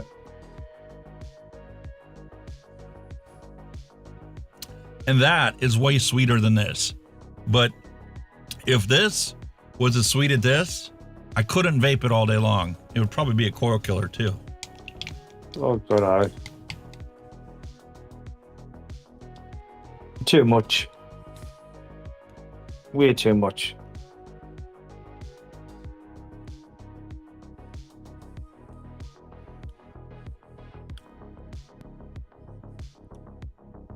That's pretty damn close to that wine. I need some coffee.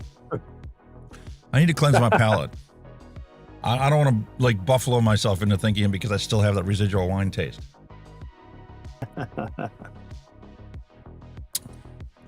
Neil says you need to drop some lemon juice in there.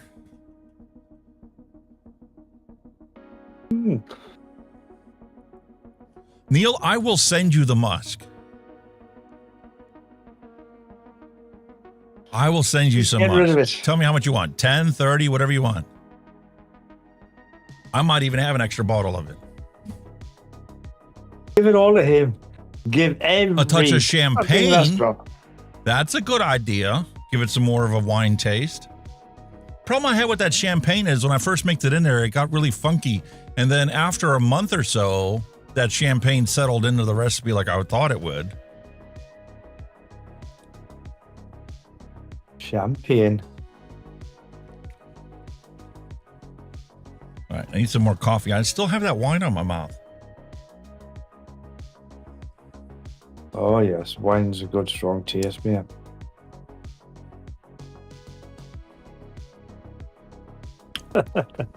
Even with that coffee, swinging it around and stuff, you run your tongue across your teeth.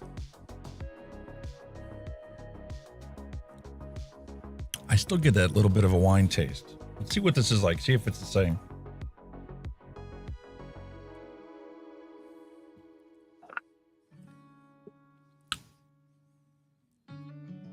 That's the same bloody flavor.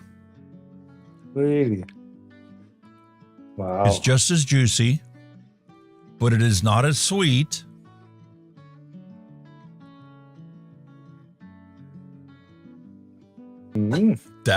That's perfect. Hey, I like Eureka? that just the way it is. Eureka, sir.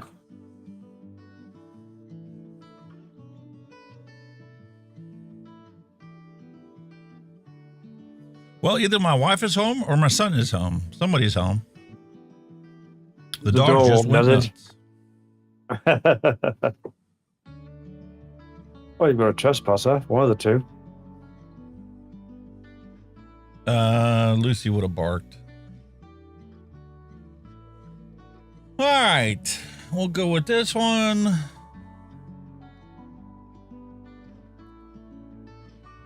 Hard to believe tomorrow's August. Or later this week. My birthday on Sunday. Friday is August. When's your birthday? Yeah. On Sunday. On Sunday? It is, yes. I'll have been born 59 years ago to the day. Holy shit. That sounds such a big number, doesn't it? 59? What? Mate, you know, if you were a woman, you could retire next year. Oh, God, I wish. Yeah, 6 long years of working left. Holy moly. That's going to be a life sentence. Going to be a fucking life sentence, mate. My computer's like, dumbass, you need to turn the printer on if you want me to print anything. Yeah. Gotta turn me on. And then it's like, you got to change the cartridge. You're telling me to print a 0.94 inch label, but you got... Gotta make sure it's 0.47 ribbon in there.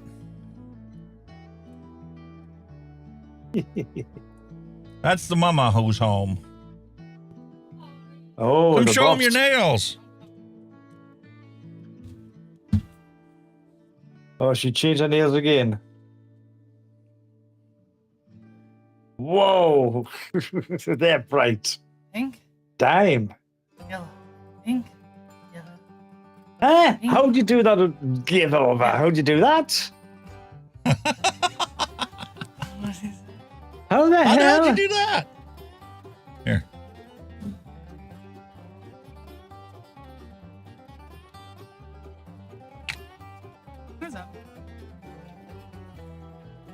Taste it. Why? Because I don't want it. I just wanted you to taste it. Take just enough to touch your tongue.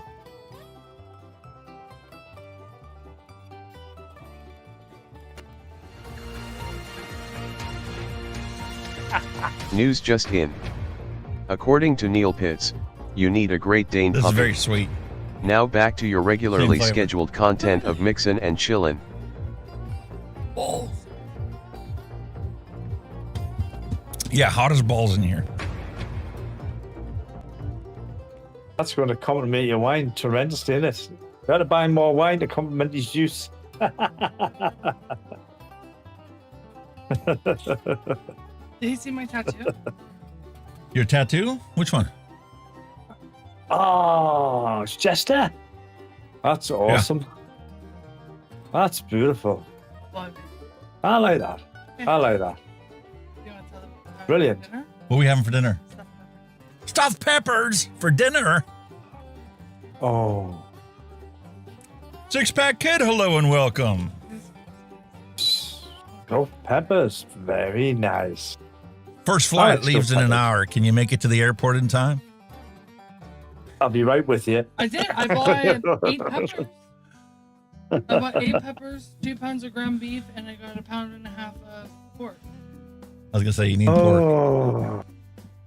I'm making it all from scratch. My mom would, I think, flip the recipe. She would have more pork than beef. Yeah, well, we're having meatloaf tomorrow, so I got meatloaf mix, and so that's. Yeah, good deal. Hell yeah. Stuffed peppers. Look what Holy Neil sent shit. me. Nice. Papaya.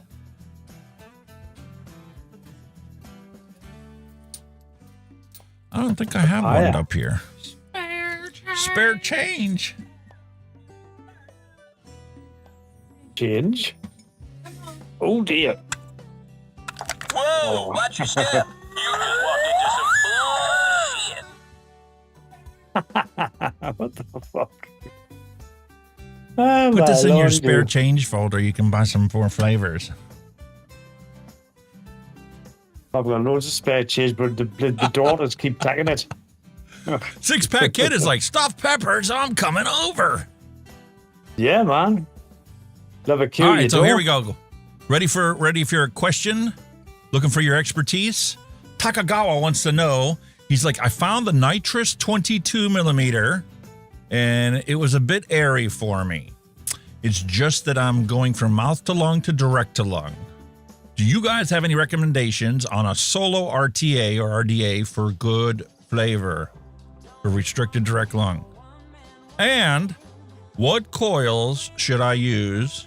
I've tried Staple Clapton's that was 0.33 and used 40 watts and it was warm. Well, the nitrous is a very small tank at 22 millimeters.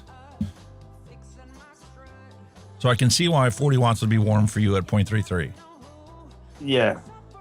Especially, I don't know what resistance your coils come out at, like, but if it's put something like 0.7 or something, you don't want that hot.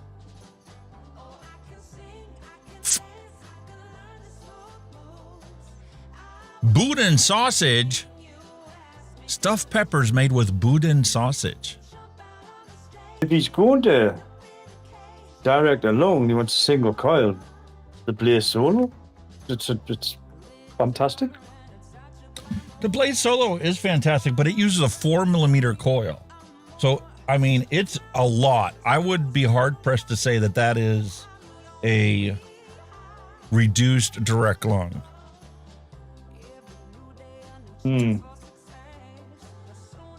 That's the original Blaze.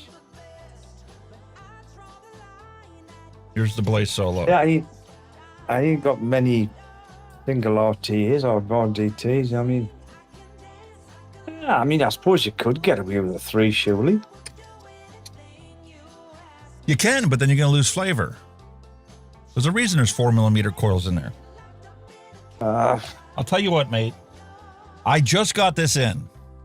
Haven't even opened it yet.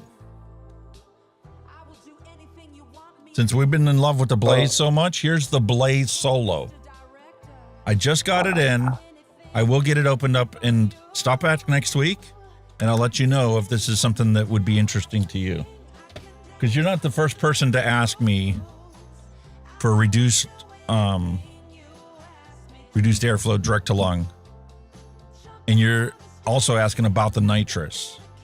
I think somebody else asked me one that's about the same as that. I wish you could get the Bushido.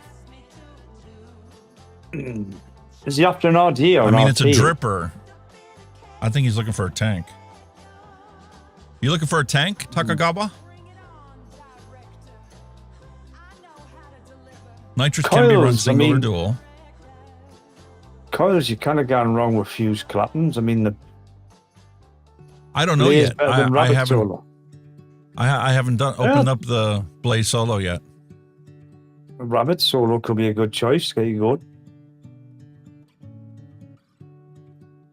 See, I also have it in my mind, if somebody's going from mouth to lung into a restricted direct lung, they need something that's got a significant amount, like the old school Blaze Solo that Mike Vapes put out there, because Mike likes a restricted tank to begin with.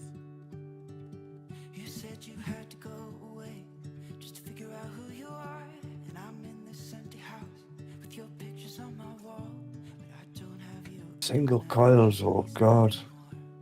Yeah, this is the Arbiter 2. The Arbiter Solo was a really good one because it could do mouth to lung, but it had the airflow adjustment on the bottom that you could go to a relaxed direct to lung, and it was a single coil.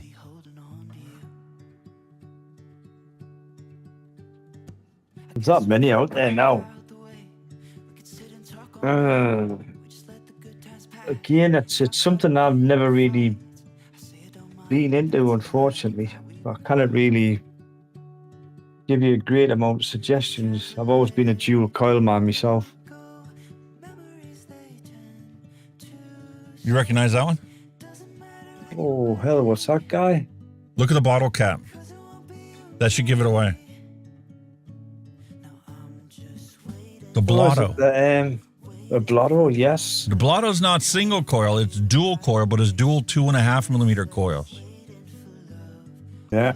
If you're looking for restricted direct lung, because of the tiny honeycomb here on the bottom,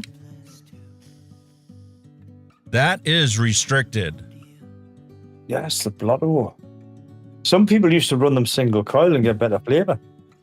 Yes, you could run a single 3 millimeter in there. Yeah.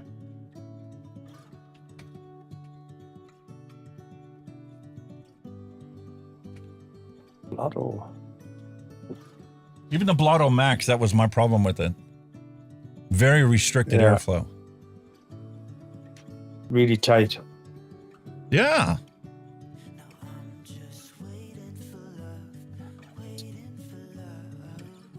Oh dear.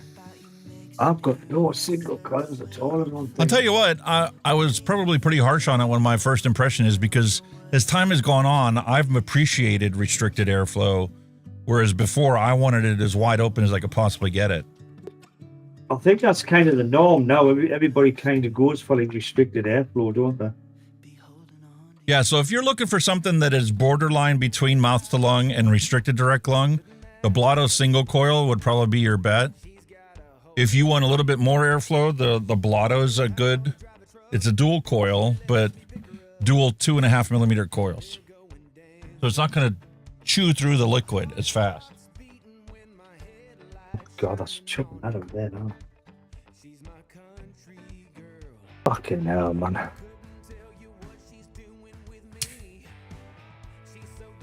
And no, I ain't got any single RTs at all, hardly me. Dead Rabbit Solo. Yeah, the Dead Rabbit Solo is good. I do like that. And you have dual adjustment for the top and the bottom airflow individually. If they're both wide open, it's a barely restricted direct lung. But if you turn them both down halfway, you start getting into some restriction, and you could literally crank it all the way down to like 1 hole in the top and the equivalent of 2 holes in the bottom, and get some real restriction to it. But it could never become a mouth to lung. But the Arbiter Solo could be a true mouth to lung or a restricted direct lung. It was literally right over the thing where it's trying to be both. And depending on what coil you put in it, it could do mouth to lung and have decent flavor, and it could do direct to lung and it'd be very restricted, but with an appropriate coil, you still got decent flavor out of it. Probably 8.5 out of 10 for flavor.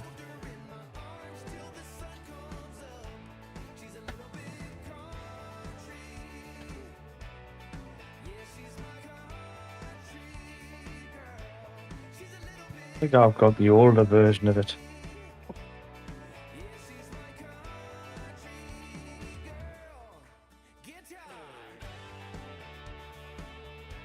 Just trying to run through what I have on the shelf here to see if there's anything else that jogs my mind.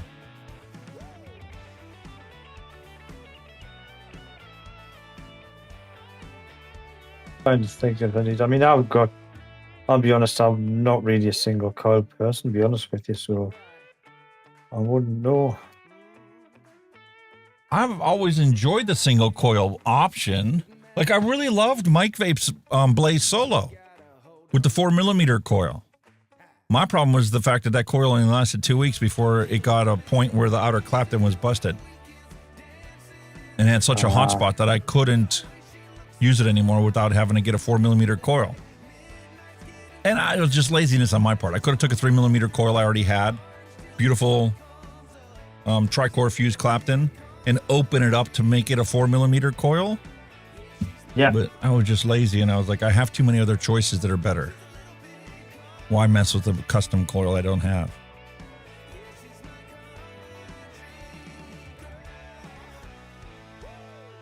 It's only a hard nut to crack because I don't know exactly what you're looking for is how much airflow do you want through it. That's the odd time. Like, this is a dual coil. Super quiet, the Hell Beast. But you can turn the airflow down to just 2 rows instead of 3.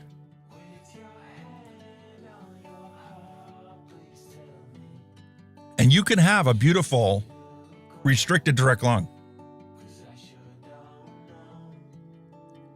Because you've literally cut the airflow back to just those 2 rows. Yeah.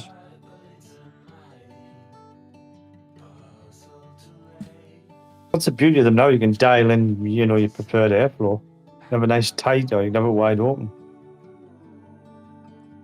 Some people literally jumped from mouth to lung to direct to lung.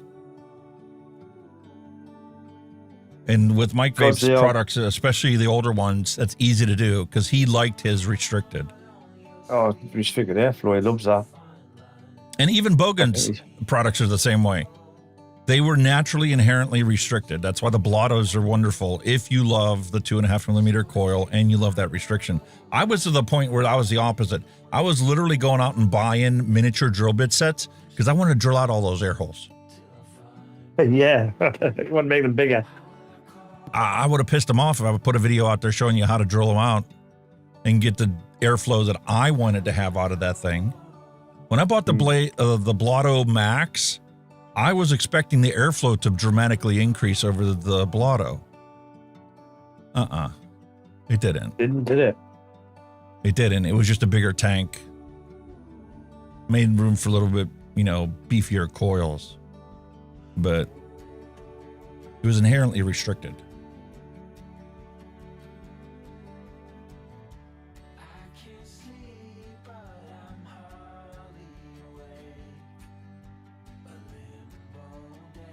Yeah. So he's got to take it down to 4 holes for it to be good for him. Otherwise, it's too airy. Which is fair enough, yeah. Arbiter Solo could easily meet your needs, but good luck finding one now. That's like 3 years old now. Neil Pitts runs a .45 in his Arbiter Solo, very restrictive. There you go. Yeah, the Arbiter Solo was fantastic. Yeah. Because he kind of was the only one that I found at the time that bridged mouth to lung to direct to lung. Plus for being all the tank, you might get it pretty cheap now as well. Although the Blaze Solo, if you put the 2mm insert in it, it's restricted direct lung. Yeah. Yes, it is. That's how I prefer to use it, not as a mouth to lung. You've got lots of choices. It's trial and error. You've got lots of choices. So unfortunately, it is a trial and error. That's how you learn, unfortunately. We've all been there. We've all done it. God, is that thing delicious. You will crack it. You will crack it. But it is sickeningly sweet.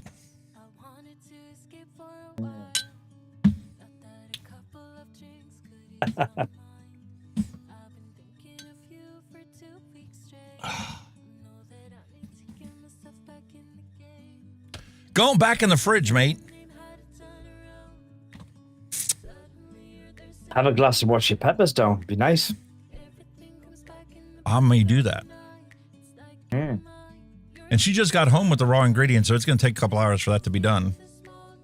Yep, dining style stuff. But it is definitely warm in here. What's the actual temperature in this studio right now? Oh, we are warm. I feel it. Alexa, what's the studio temperature? The current temperature in the studio is 83.1 degrees Fahrenheit. 83 degrees in here because of the two computers and all these lights. Wow. So what? Time for me to call it a day. Yeah, I think you need to go and cool off. Time to go downstairs where it's actually cool. That's 28 degrees Celsius for you guys over in Europe and stuff. It's still warm, 28 degrees. Wow. Okay, well, that was a heat wave over here, 28 degrees. I'm sweating. It's obviously a lot hotter outside right now.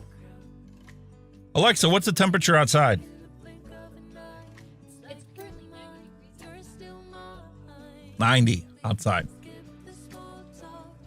Ouch. That's 32. That's 30. Yeah, it's around the 30s, isn't it? Oh, it's hot out there. It's hot out there, mate. So, that's hot. As I pick up my beautiful Arbiter,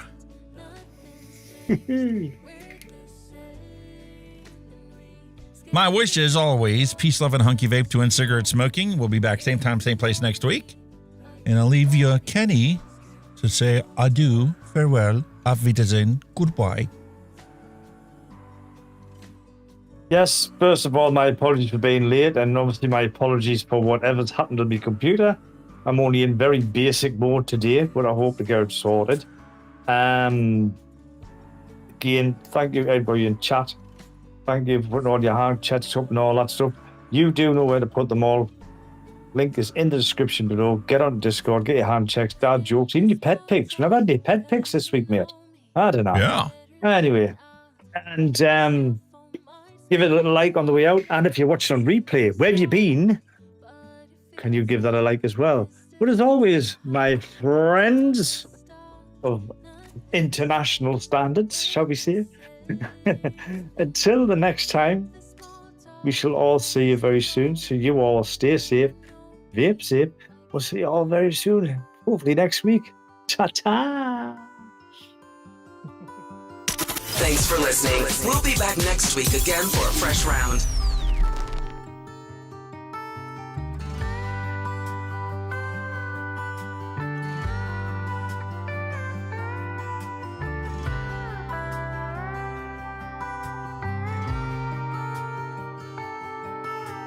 Tears misting in her emerald eyes as everyone was standing idly by, trying not to watch or intervene as tears were streaming down her